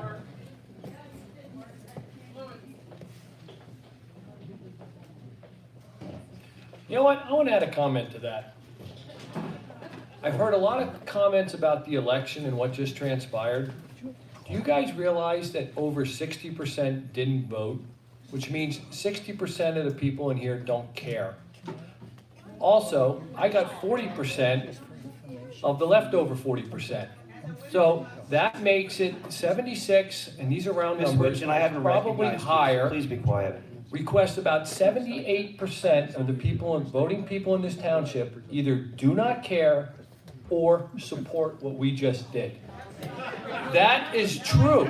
People, you cannot argue with the numbers. You can't argue with them. That's just what I'm saying. 60% don't care, and 40% of the leftover 40% voted for me. So that's minimum 76% either do not care or support it. Those are the facts, period. All right, thank you, Mark. All right, we're going to move on to the agenda item. Sorry for the friendly introduction to our fire services folks who are here, making a request for a pumper truck. But if Ryan and Scott would proceed. Sure. We'll do a little sharing. We're here tonight, and unfortunately Chief Johnson is ill and could not be here tonight, so he's the lead on these projects, but we will try to fill in.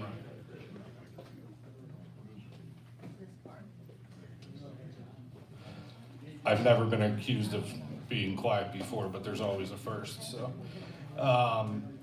So just for the record, Chief Johnson is the lead on these projects, the next two items, but unfortunately he was ill, so we're standing in and we'll try to do the best we can tonight. So the request is replacement of. Folks, if you're done, folks, please stop gathering in the back of the room. If you want to have a conversation, please exit the room. We're trying to conduct the remainder of the meeting here, so I would ask you to please exit.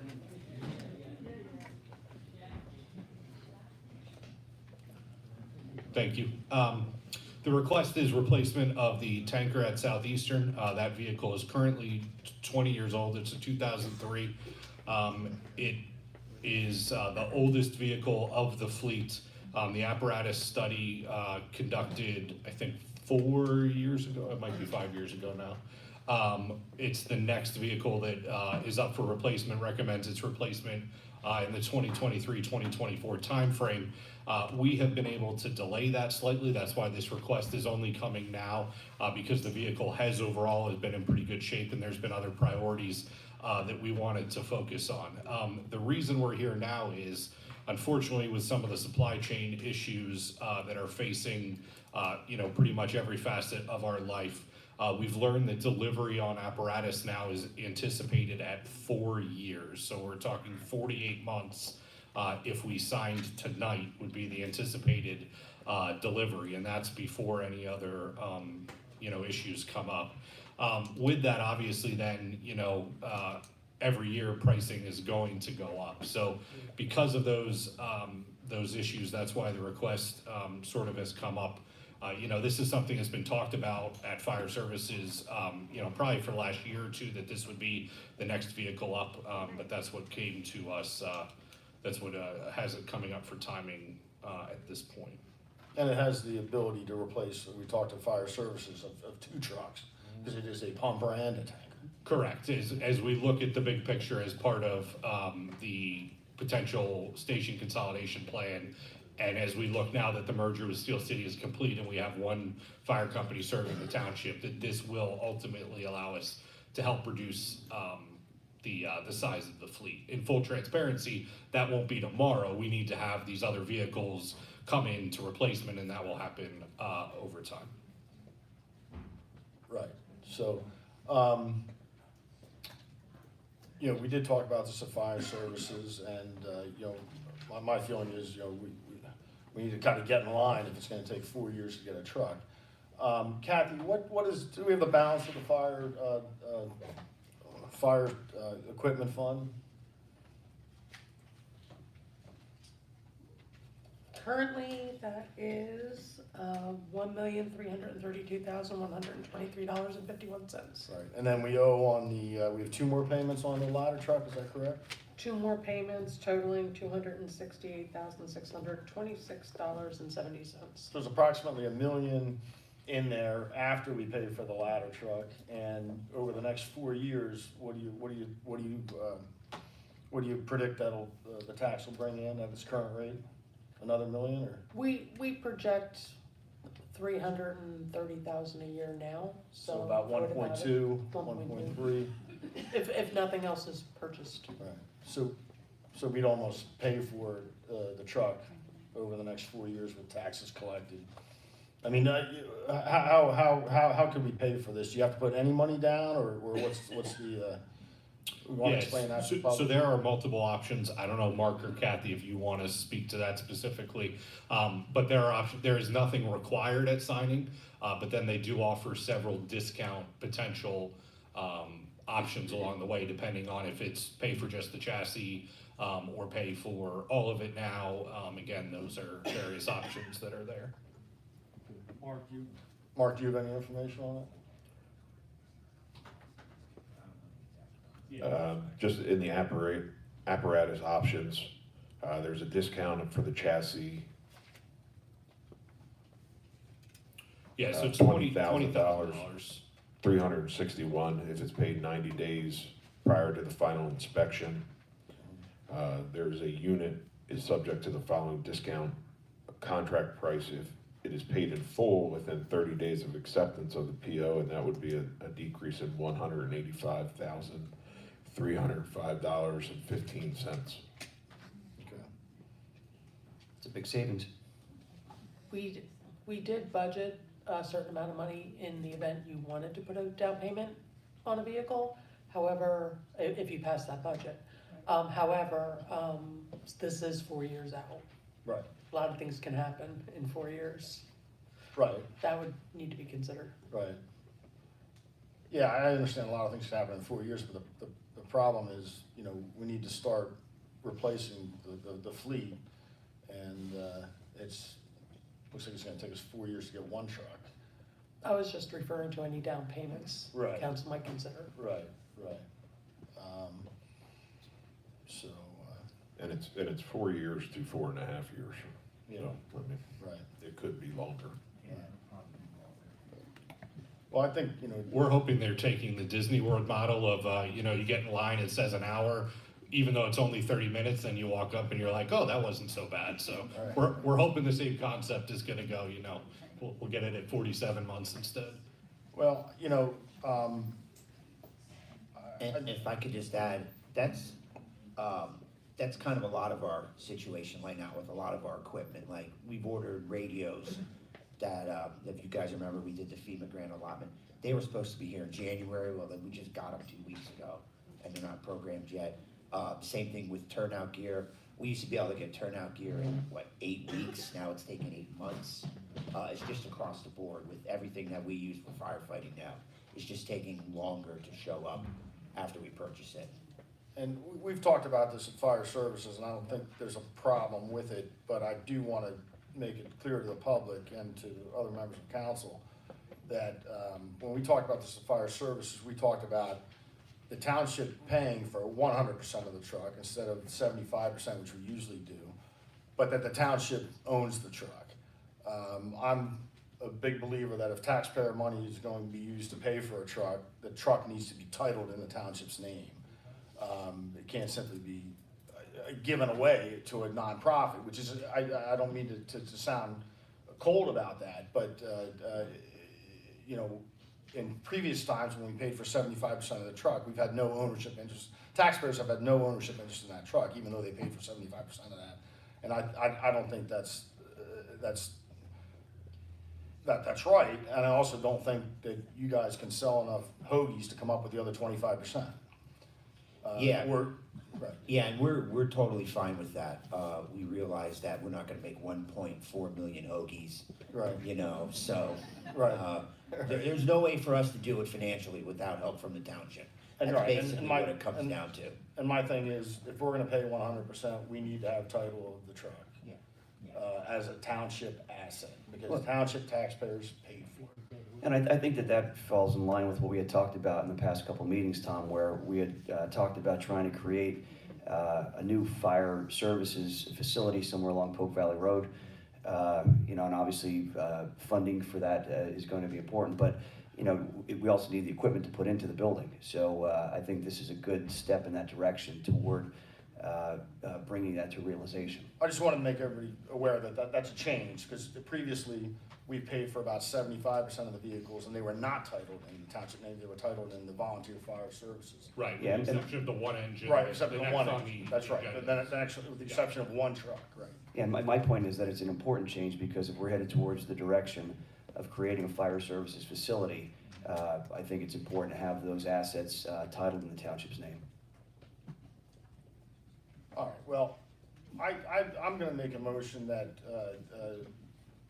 council votes to approve this and the paying of it, and that Mark Hudson works with our volunteer fire company to get the order in as soon as possible because of the wait time, and that the money to be paid for this is used, it comes from the fire services fund. So I'll second your motion, but the question I have is, and Mark, you clarify this for me, I think you said that if this is paid up front, there's a discount of $185,000. That's essentially a 13% early pay discount. Is that right? Yes. So Tom, are you proposing paying for all of this up front? No, I don't think we can do that with, I mean, guess you wanna talk to Kathy, I mean, is that possible, or, and what would be the preference of other members of council, but certainly also the, Mark and the volunteer fire service? For an alternative early pay? I think you said there were multiple options that were available, where there were discounts depending on how much you paid and what you paid for, such as the chassis and different parts of the machine. Yeah, I believe it's just that, just shy of 2,000, or 200,000 if you add those two together. I can pull those figures back up. I don't. It is, Mark, do you Kathy, get that, correct me if I'm wrong. do you get that extra 20? That was a question I was gonna have. Yes, I believe those two are cumulative. Okay.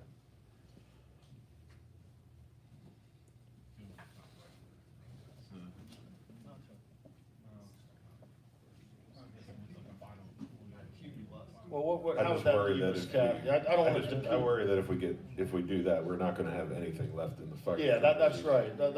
I think we try to definitely take advantage of the chassis Yeah. discount when we come to that, because that's a couple years away and we'll have time to rebuild the fund.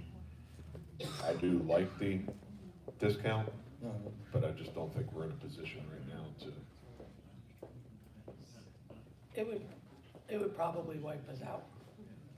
It would take. It would leave us with limited resources for anything else that might be needed in an emergency, so. Right. Okay. All right, so is that an acceptable plan, to just get the chassis discount? Absolutely. Yeah, absolutely. All right, I mean, I'm fine with that.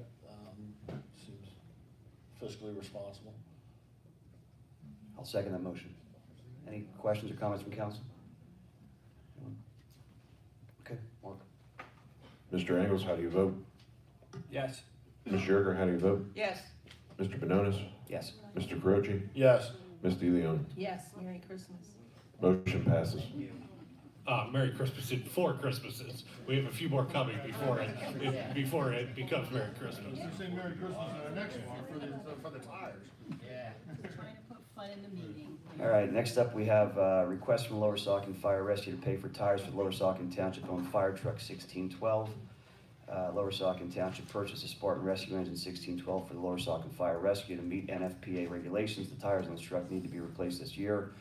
Lower Saucon Fire Rescue is requesting the township purchase the tires and pay for the installation of the tires. The bill for the tires would be $5,234.50. Yes, that's pretty much correct. Yeah, NFPA mandates that we have to replace the tires every 10 years, no matter how much mileage is on the tires. So we're looking at that that roughly $6,000 bill to do that this year for 1612. And also, 1612 actually is gonna need brakes too. The brakes on it are fine, but they're approaching end of life. We're trying to get a quote on that to figure out what that's gonna cost too. So just one note is, so while it is a township-owned truck, the department, through our currently allocated funding, has already spent $19,000 in maintenance on the truck this year. You know, we have sort of taken our part of, due to the generosity of the township, we've been able to handle the maintenance, but unfortunately this year, the maintenance costs are a little bit higher, and that's why we're back asking for that, for the funding for the tires. All right, I mean, I think we can afford the $6,000 or $5,800 out of the fire services fund.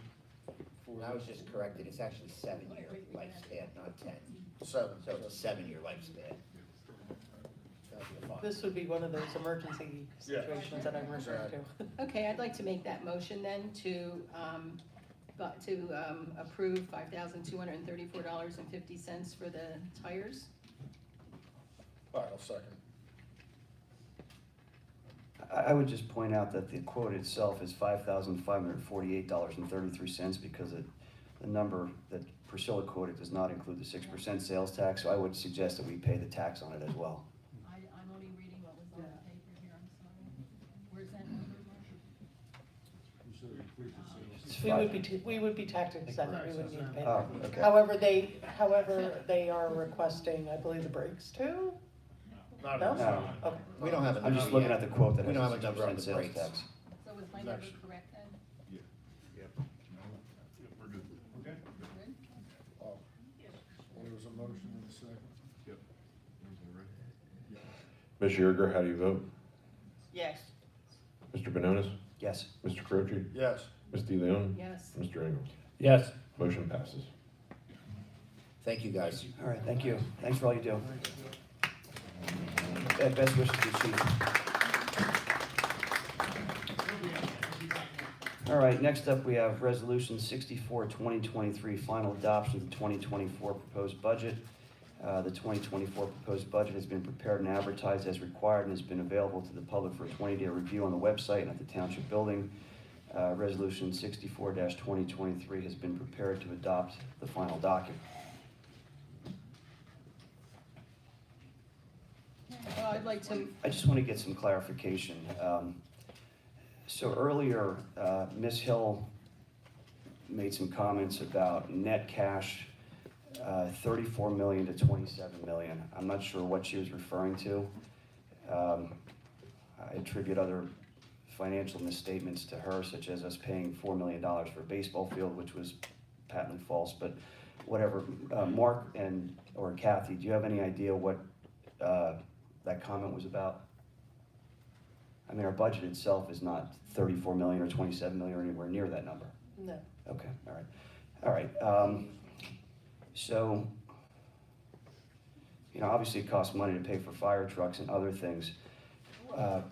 Our current millage that we have is 4.39, and as I understand it, Lincoln, you could correct me if I'm wrong here, we as a council have the authority to reduce any item in the budget by up to 10% without republishing. Is that correct?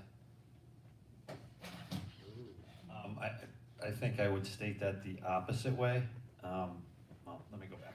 No, greater than 10%. The second class township code states that after the budget's been advertised, you cannot increase any item in the budget by any major category by more than 25% or the entire budget being your total budget number by 10% without re-advertising it. Okay. So that's what the second class township code says. Lower Saucon Township's home rule. Lower Saucon Township has its own administrative code that talks about the budget, but if you were going to change the budget, increase the budget in any way by one of those percentages, the best practice would be to either keep it below those percentages or to re-advertise the budget. All right, what I'm proposing here is not increasing, but to change the budget by 10% and actually decrease taxes yet again. We've identified an alternate funding source for the township going forward for the long term, which is the landfill and the host municipal agreement. And as a result of that, and I brought this up at the prior council meeting, that I think it's improper for a municipality to hoard cash, taxpayer money, and sit on it. There's litigation that's taking place on that issue, and I refer again to the case of Wolk versus Lower Merion School District, where the school district attempted to keep taxing the residents of Lower Merion, and was found to be in violation of the law because of the amount of money that they had accrued.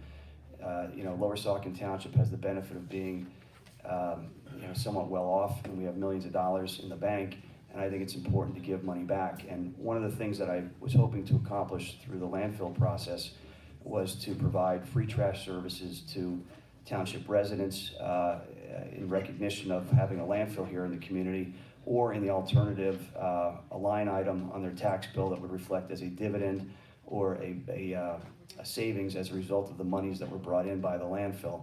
And we haven't done that, but we have certainly brought in a lot of money through that host agreement for the long term. I think I calculated that number to be around $72 million over the projected lifespan of the landfill.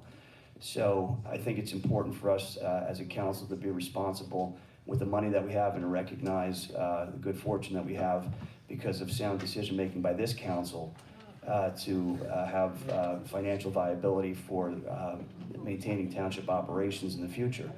And so if we were to decrease the millage of 4.39 by 0.439 mils, and then I would also like to take 10%. So if I'm correct, what we paid from reserves was about $1.5 million. If we took 10% of that, that would come out to essentially 0.301 mil. Is that correct, Kathy? So the total that we could reduce taxes based upon what has been published so far would be a millage decrease of 0.74 mils total. Does that sound right, Link, Kathy, Mark? All right, so let's go back a second.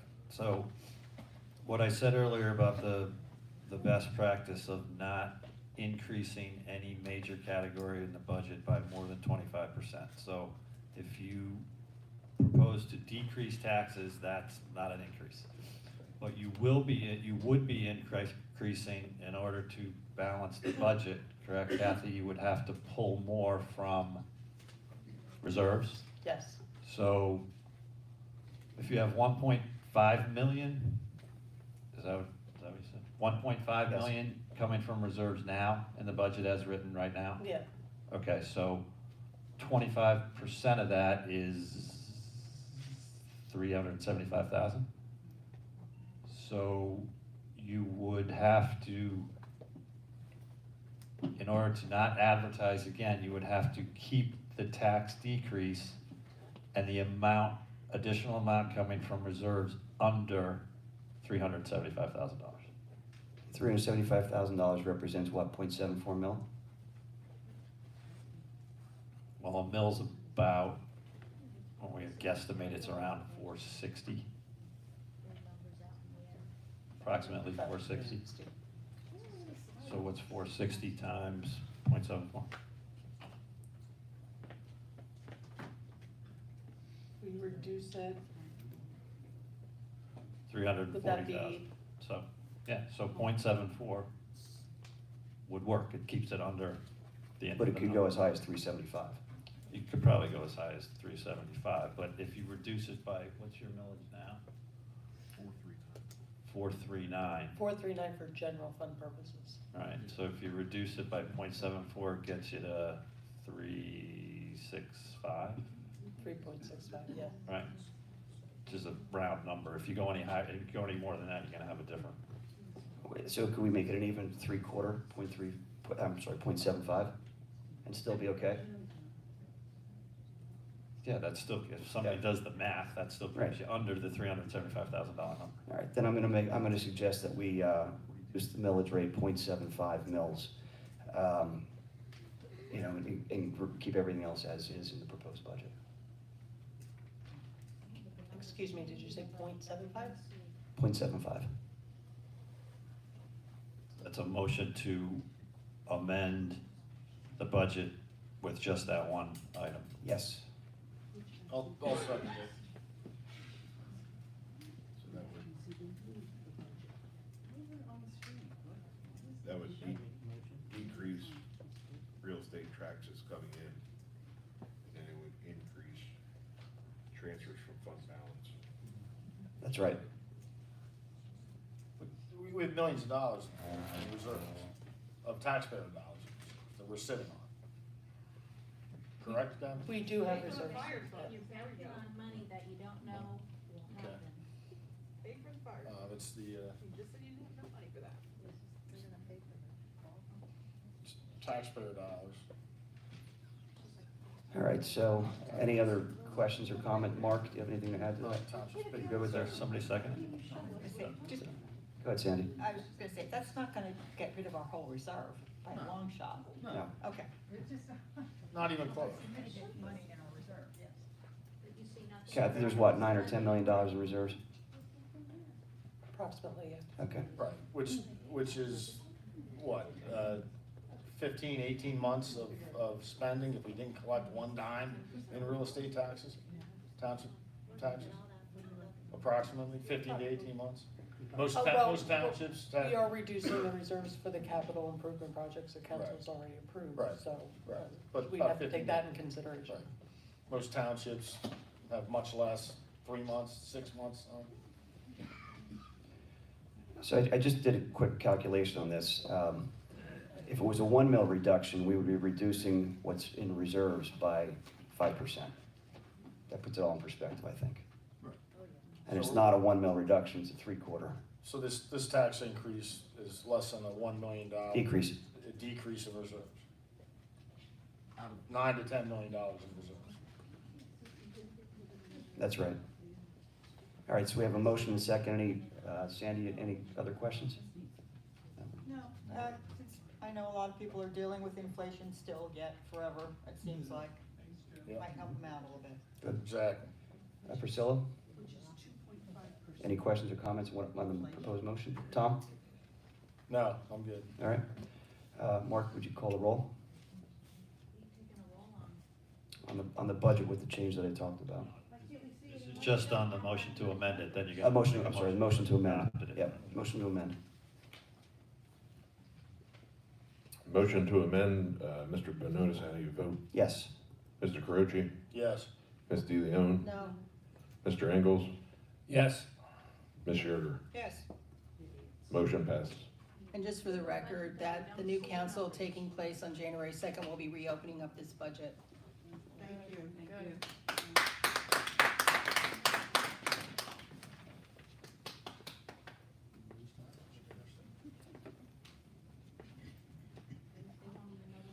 All right, so, yep, I'm gonna make a motion to adopt the amended budget. I'll second that.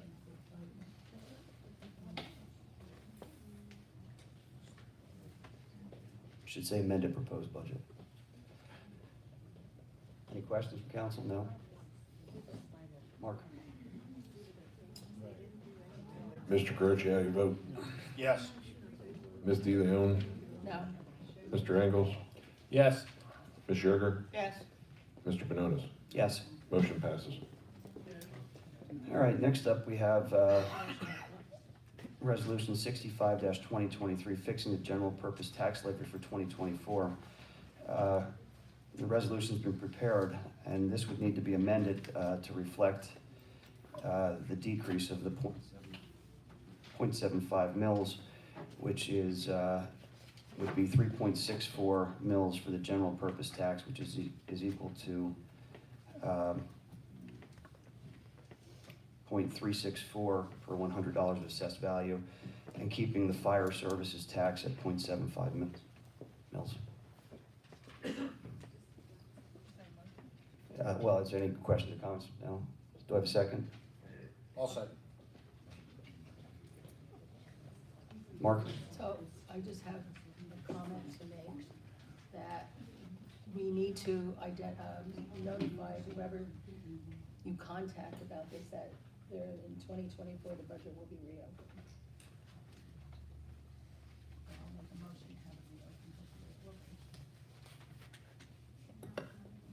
Ms. DeLeon, how do you vote? No. Mr. Engels? Yes. Ms. Sugar? Yes. Mr. Manonis? Yes. Mr. Carucci? Yes. Motion. I apologize. Motion passes. All right, next we have Resolution 66-2023, fixing the EIT real estate transfer tax and local services tax for general purposes. We have the resolution in front of us. Any questions from council? Having heard none, I'll make a motion to approve Resolution 66-2023. I'll second it. Mark? Mr. Engels, how do you vote? Yes. Ms. Sugar? Yes. Mr. Manonis? Yes. Mr. Carucci? Yes. Ms. DeLeon? Yes. Motion passes.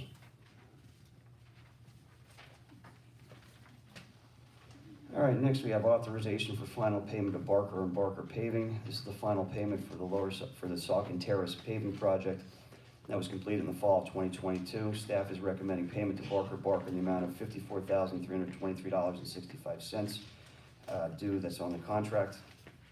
Unless there's any questions or comments from council, I'll make a motion to authorize the final payment to Barker & Barker paving in the amount of $54,323.65. I'll second it.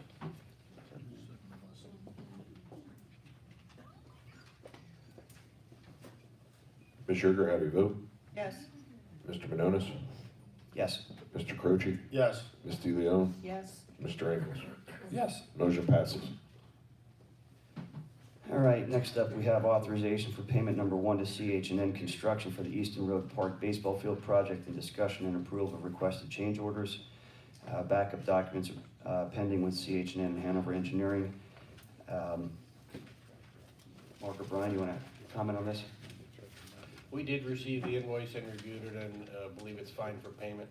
It does contain 5 change orders that the contractor is asking for permission for, with payment on 2 of them with this invoice. All right, unless there's questions or comments from council, I'll make a motion to approve the payment to CH&N Construction for the Eastern Road Park Baseball Field with the approved change orders in the amount of $429,037.36. I'll second. So I have a question. So how did this happen? They were the low bidder. Did they kind of misjudge their bid? In what respect? Well, I don't know. Now they're asking for more money. Well, the change orders represent some conditions that we found on the site, which happens during construction that we didn't know about. They also suggested some maintenance changes, like increasing the amount of cover over the fence to match the other one. There are things that should help us with maintenance costs in the future that they pointed out as they're building the field. Okay, thank you. Just so it's clear, the change orders reflect 1.4% of the original contract price. Mark, would you call the roll? Mr. Manonis, how do you vote? Yes. Mr. Carucci? Yes. Ms. DeLeon? No. Mr. Engels? Yes. Ms. Sugar? Yes. Motion passes. All right, next up we have discussion on the Lower Saucon Township Election Day Voter Incident Survey. Mark, do you want to talk about what you received?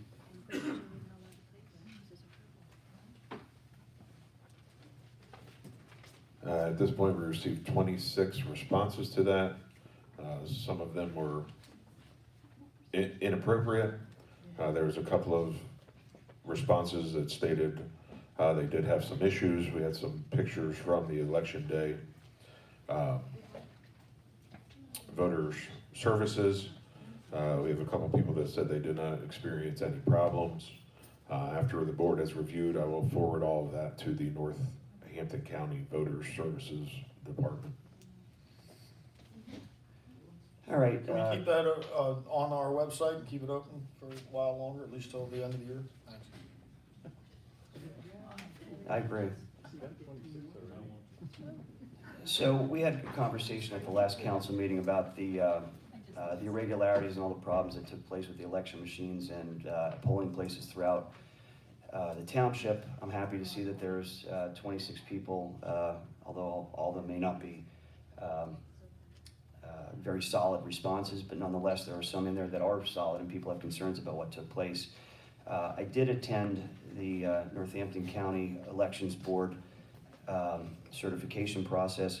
The one thing that stood out to me there was that the Elections Board solicitor did not tell the Elections Board that they have the authority to report those irregularities that were reported to the Northampton County District Attorney. So I would ask that the survey results that we received and that we will continue to receive through the end of the year be sent, that the solicitor draft a letter to the Elections Board solicitor and the members of the Elections Board enclosing the survey results that we received, and also to the Northampton County District Attorney's Office for whatever handling the District Attorney sees fit on those issues. I'll second. Mark, would you call the roll? Mr. Croce, how do you vote? Yes. Ms. DeLeon? No. Mr. Engels? He made a trip. Ms. Yerger? Yes. Mr. Benonis? He's back. Mark, I made a motion to turn over the election day survey results, have Link draft a letter to the Elections Board solicitor, the Elections Board members, and also the district attorney with those findings. And, the roll was called, so. Yes. Ms. Yerger? Yes. Mr. Benonis? Yes. Motion passes. All right, next up, we have officer's disability retirement position. An officer was injured in the line of duty and it's been determined that he's unable to return to his position as a Lower Saucon Township police officer. Unfortunately, last year in June of 2022, we had an officer that was injured in the line of duty, did everything that he could to return to work. He has been unable to return to work. We've worked with workers' compensation, and it has been determined that he's unable to be a police officer any longer. He has requested to take his disability retirement pension. That needs to be approved by the council, so we're requesting for you to approve that for the officer that was injured. All right, I'll make a motion to approve that. I'll second. Ms. DeLeon, how do you vote? Yes. Mr. Engels? Yes. Ms. Yerger? Yes. Mr. Benonis? Yes. Mr. Croce? Yes. Thank you. Motion passes. All right, next is, and Mark, please extend our regards to the officer and his family. Next, we have discussion and possible action on additional December council meetings. We have a few weeks before the end of the year. There's some loose ends that I think need to be completed by council before year's end. We've historically left the possibility of having a second meeting in December. So I would make a motion to have another council meeting on December 20th at 6:00 p.m. at Township Hall. I'll second. I think I said 6:30, but did I say? I meant 6:30. 6:30. I'll second. Mr. Engels, how do you vote? Yes. Ms. Yerger? Yes. Mr. Benonis? Yes. Mr. Croce? Yes. Ms. DeLeon? Yes. Motion passes. All right, next is discussion and possible action on setting a date for the 02-23 Verizon Wireless conditional use hearing for 4235 Lewis Avenue. Verizon Wireless has submitted a conditional use application for the installation of a cell tower on the property located at 4235 Lewis Avenue. Township Council has 60 days to open the conditional use hearing.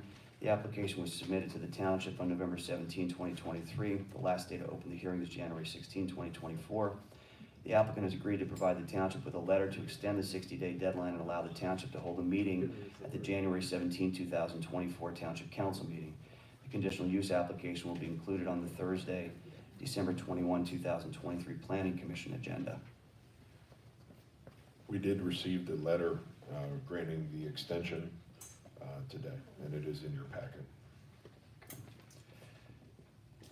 Unless there's any questions or comments, I'll make a motion to approve the request from the applicant to conduct the hearing at the January 17, 2024 Township Council meeting, or whatever meeting schedule is set when we reorganize in the beginning of January. I'll second. Ms. Yerger? Yes. Mr. Benonis? Yes. Mr. Carucci? Yes. Ms. DeLeon? Yes. Mr. Engels? Yes. Motion passes. All right, next we have approval of the October 4, 2023 council minutes. I will make a motion to approve the October 4, 2023 council minutes without any corrections. Second. Mr. Benonis, how do you vote? Yes. Mr. Carucci? Yes. Ms. DeLeon? Yes. Mr. Engels? Yes. Ms. Yerger? Yes. Motion passes. Next, we have approval of the November 15, 2023 council minutes. The November 15, 2023 council minutes are ready for council's review and approval. I will make a motion to approve the November 15, 2023 council minutes without any corrections. I'll second it. Mr. Carucci, how do you vote? Yes. Ms. DeLeon? Yes. Mr. Engels? Yes. Ms. Yerger? Yes. Mr. Benonis? Yes. Motion passes. All right, next is public comment on agenda items, residents and taxpayers. I'm sorry, important stuff. Yeah, all right. Council and staff reports. Township Manager Mark Hudson, be sure your voice may not hold out. The Black River project is begun, and yesterday the concrete footers were poured for the bridge. Just an update, the Meadows Road Bridge, I was told is to go out to bid in February of 2024. This Saturday will be the last day for the yard waste facility. We will do Christmas tree collection in January of 2024. The township is still collecting Squishmallows for Emily's Hug Me Drive. We have a box in our lobby. We are collecting those until December 15th. We are also collecting for Toys for Tots, which we also have a box in our lobby and the police's lobby. And we are collecting those until December 20th. And if you can give me the photo of the meeting, we have the police officers that participated in the No Shave November.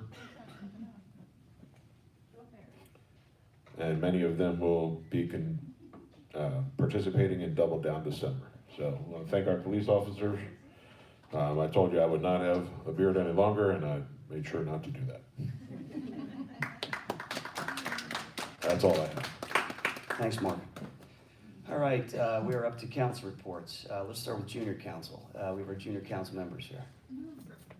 Yeah, so winter sports have started throughout the Lehigh Valley. So Saucon Valley basketball is hosting Wilson Area High School tomorrow at Saucon Valley High School. It's the second game of the season. So JV I think starts at 5:30 and varsity game starts at 6:45. It's great. Thank you.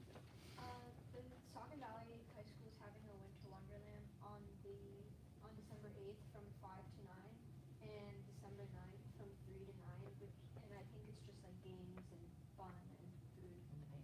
And the band is going to play. And chorus. Great, thank you. All right. All right, so for those who may not have heard, Winter Wonderland at the Saucon Valley High School is on December 8th and 9th. Again, December 8th and 9th. And they have the flyer on the Saucon Valley School District Facebook page if you follow the district's webpage. Okay. Great, thanks. Can we share that on ours? All right, council reports. Mark? I'm good.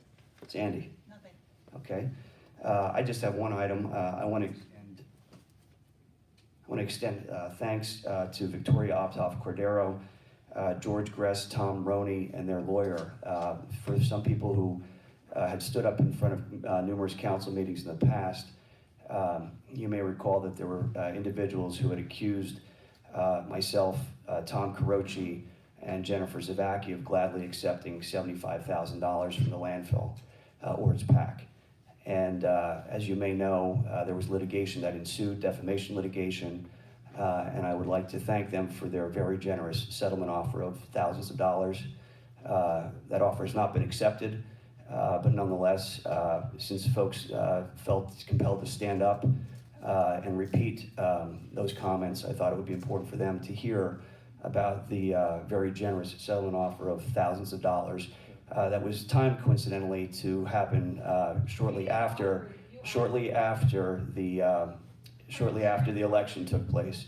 So if the offers from the individuals or their insurance company, whatever, it's still a very generous settlement offer. So, but thank you for that. We appreciate it very much. Right, and they also wanted it to be non-disclosable. They didn't want the taxpayers to know that they made this settlement offer. That was part of it.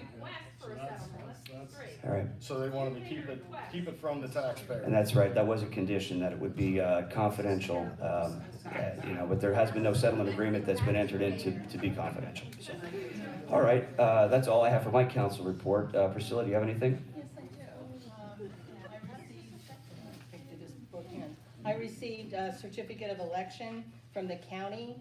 I received 2,423 votes in the election. I'd like to give this to Mark. I also have a copy of Victoria Optoff-Cordero's certificate of election, and she received 2,346 votes. And I also have one here for Laura Ray, and she received 2,326 votes, and this is for Township Council, and these need to be presented for our swearing in. I also have Lynn Hills for the controller position, and she received 340. So I'd like to give that to Mark. And these are also printouts from the county's website with the official results for both races, so you can have them. Thank you. Congratulations to us.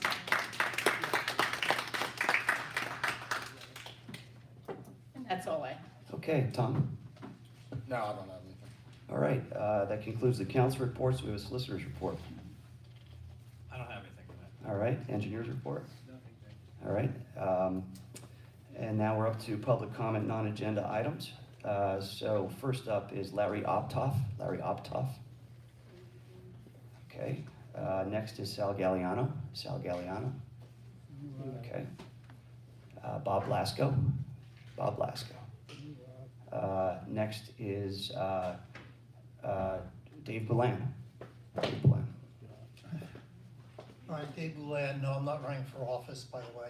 I want to congratulate the people that won here.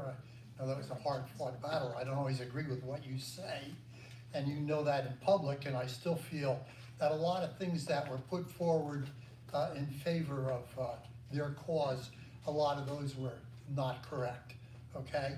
And I won't get down the list, which includes the landfill, or the library, or the on and on. A lot of misrepresentation, and I truly ask going forward that from now on, I will try to call out people on that, whichever side you're on.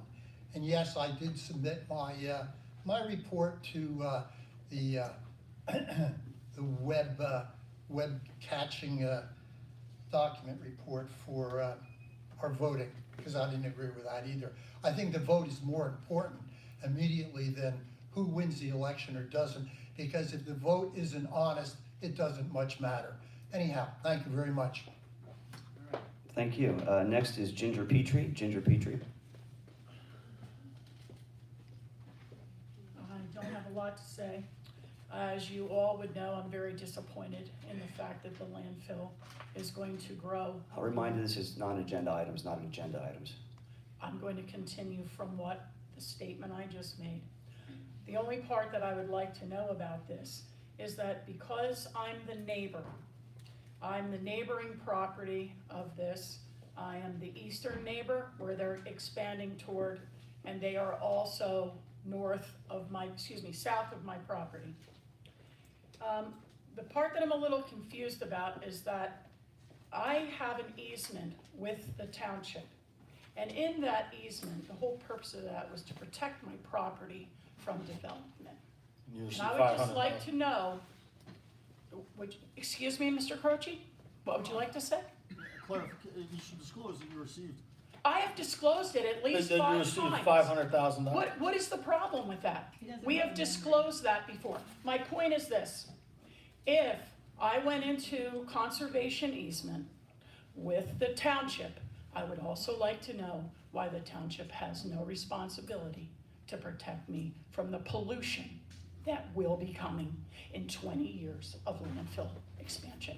That's all I have to say. Something to think about. You received $500,000 in taxpayer money. What would you like me to do? Give it back? Is that Yes. what you would like? We'll take it back. Would you? That's called prostitution.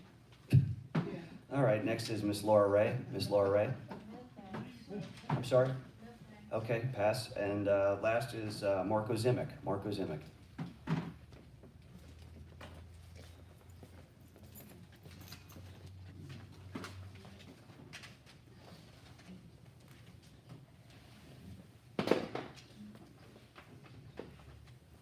I forgot what your name was. Anyway. When I walk, no, I'm not talking. Mr. Zimic, I would suggest that you follow the rules and direct your comments to council, not to members of the audience. Okay. Council, Reddington Road smells. When I walk my dog in the morning, Reddington Road, twice that I went on a walk, smells of landfill garbage. Can you fix it? Link? I don't think that falls within my job description. It should. All right, that concludes the non-agenda items. I'll make a motion to adjourn. There is another Do I have a second? non-agenda sheet in the back which has my name on it. I would like to speak. Well, that wasn't presented to me. Well, it's back there with my name on it. Well, let's see it. Let's see it.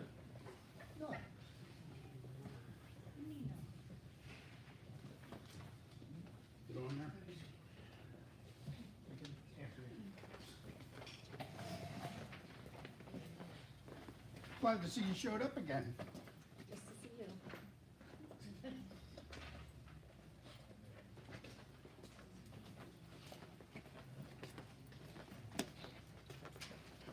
All right, so I've just received another name on a council meeting non-agenda item, Victoria Optoff Cordero. Thank you very much. So the first thing I wanted to discuss was the agenda discussion. It is a non-agenda, my comment is about a non-agenda item because the sunshine law is not on the agenda. And while we had a lot of discussion about advertising that's required pursuant to budget changes, we did not have a discussion about the new sunshine case that came down just a couple months ago that discusses when you can change the agenda and when you can change the things on the agenda. And so pursuant to that case law, I believe that not only the motion to reduce the budget was in violation of that case law, but also the other subsequent changes to the other budgetary items on the agenda. So I'm just preserving the record for that issue. The other item that came up as a non-agenda item is this proposed settlement that Mr. Benonis and Mr. Carochi thought were so important to bring up in their non-agenda discussion. And I think it should be pointed out for the public to understand is that both Mr. Benonis and Mr. Carochi have requested an insurance company to pay them. So they are not taking taxpayer money. They are stealing money from insurance companies because they realize they don't have a case that can stand up in court. Their request was $15,000 and an apology. So anybody should know that since they started this case in 2021, they went through the Court of Common Pleas. They went up to the Superior Court. Then they went back to the Court of Common Pleas. Now they're facing a motion for protective order, and because they don't want to have that motion hearing, they've decided to ask for only $15,000. I can tell you as an attorney, it takes a lot more than $15,000 to litigate all that stuff. So the request to an insurance company for $15,000 is clearly an attempt to try and get some settlement money out of an insurance company and not really anybody else agreeing that it should be settled.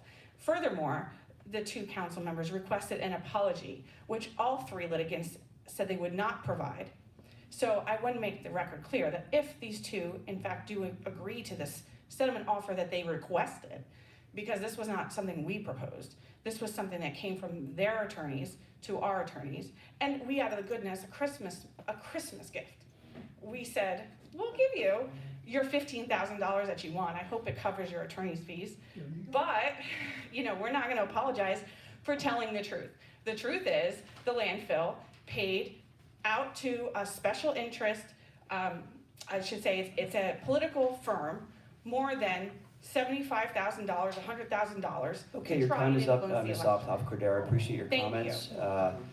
That concludes the non-agenda items. I will make a motion to adjourn. We have a second. Thank you.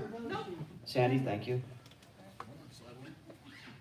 As for your 2 minutes.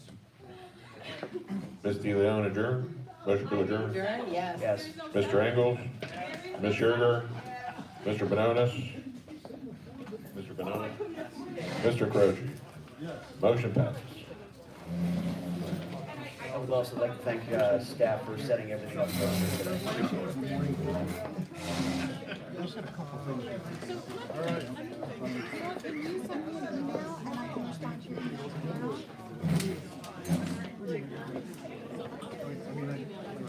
The question would be like, demolishing residence.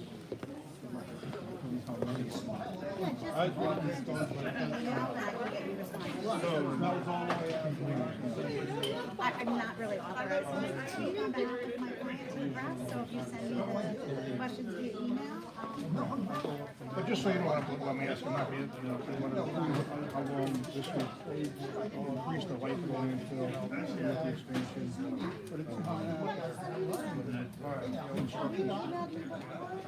I was here the last time we were at the expansion.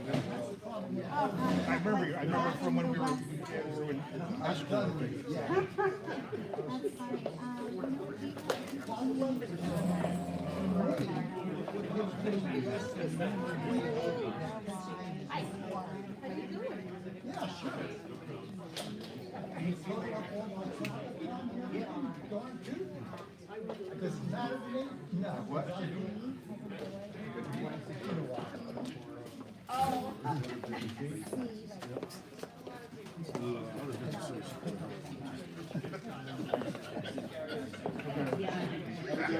If I send it to you tonight, my concern might get back here outside.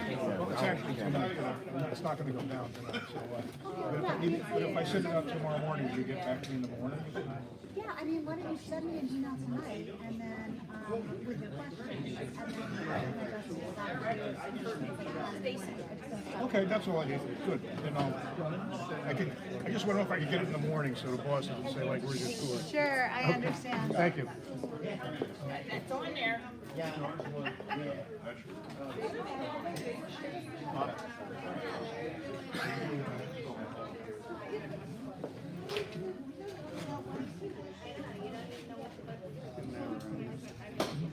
Thanks for watching.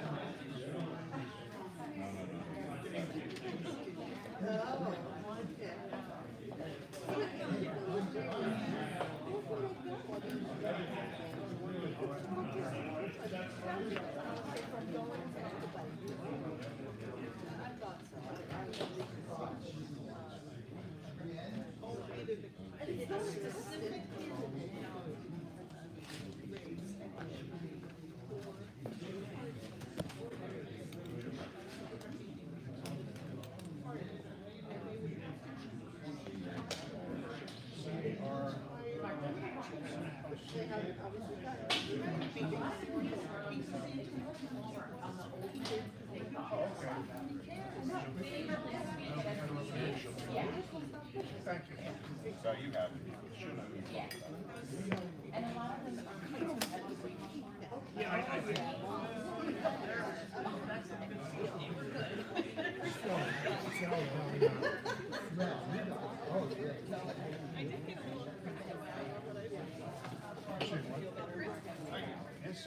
Oh, yeah, I got to sell.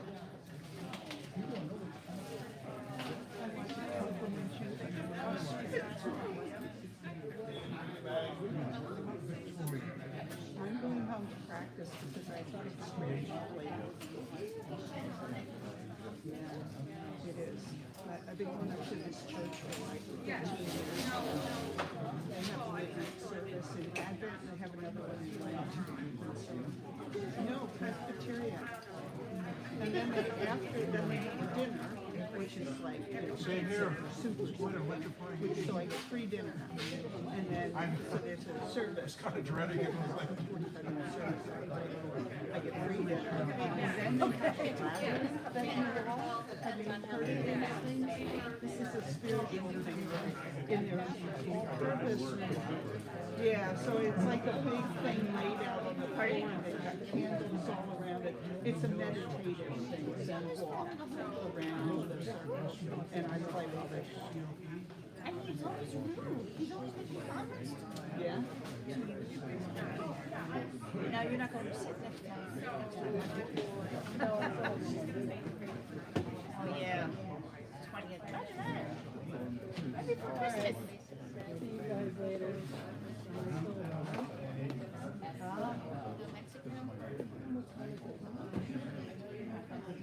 I'll see what day wants you guys to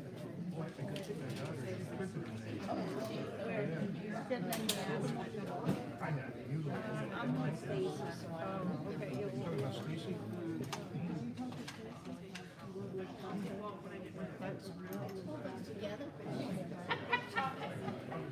favorite places. You don't get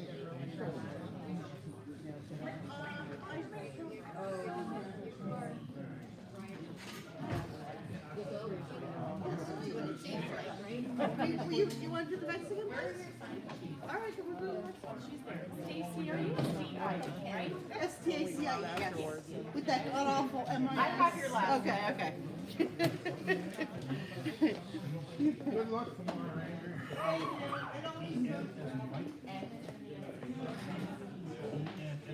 So, Mark, no, I haven't had a chance to talk to you. So, how are you doing with this whole thing? Huh? I got a card from another one, but I didn't. Have you talked to Herb Lippman? Herbert Lippman. Have you ever thought of calling me? Because he's really good. He's a good attorney. He's Taking some pictures. Figure out now.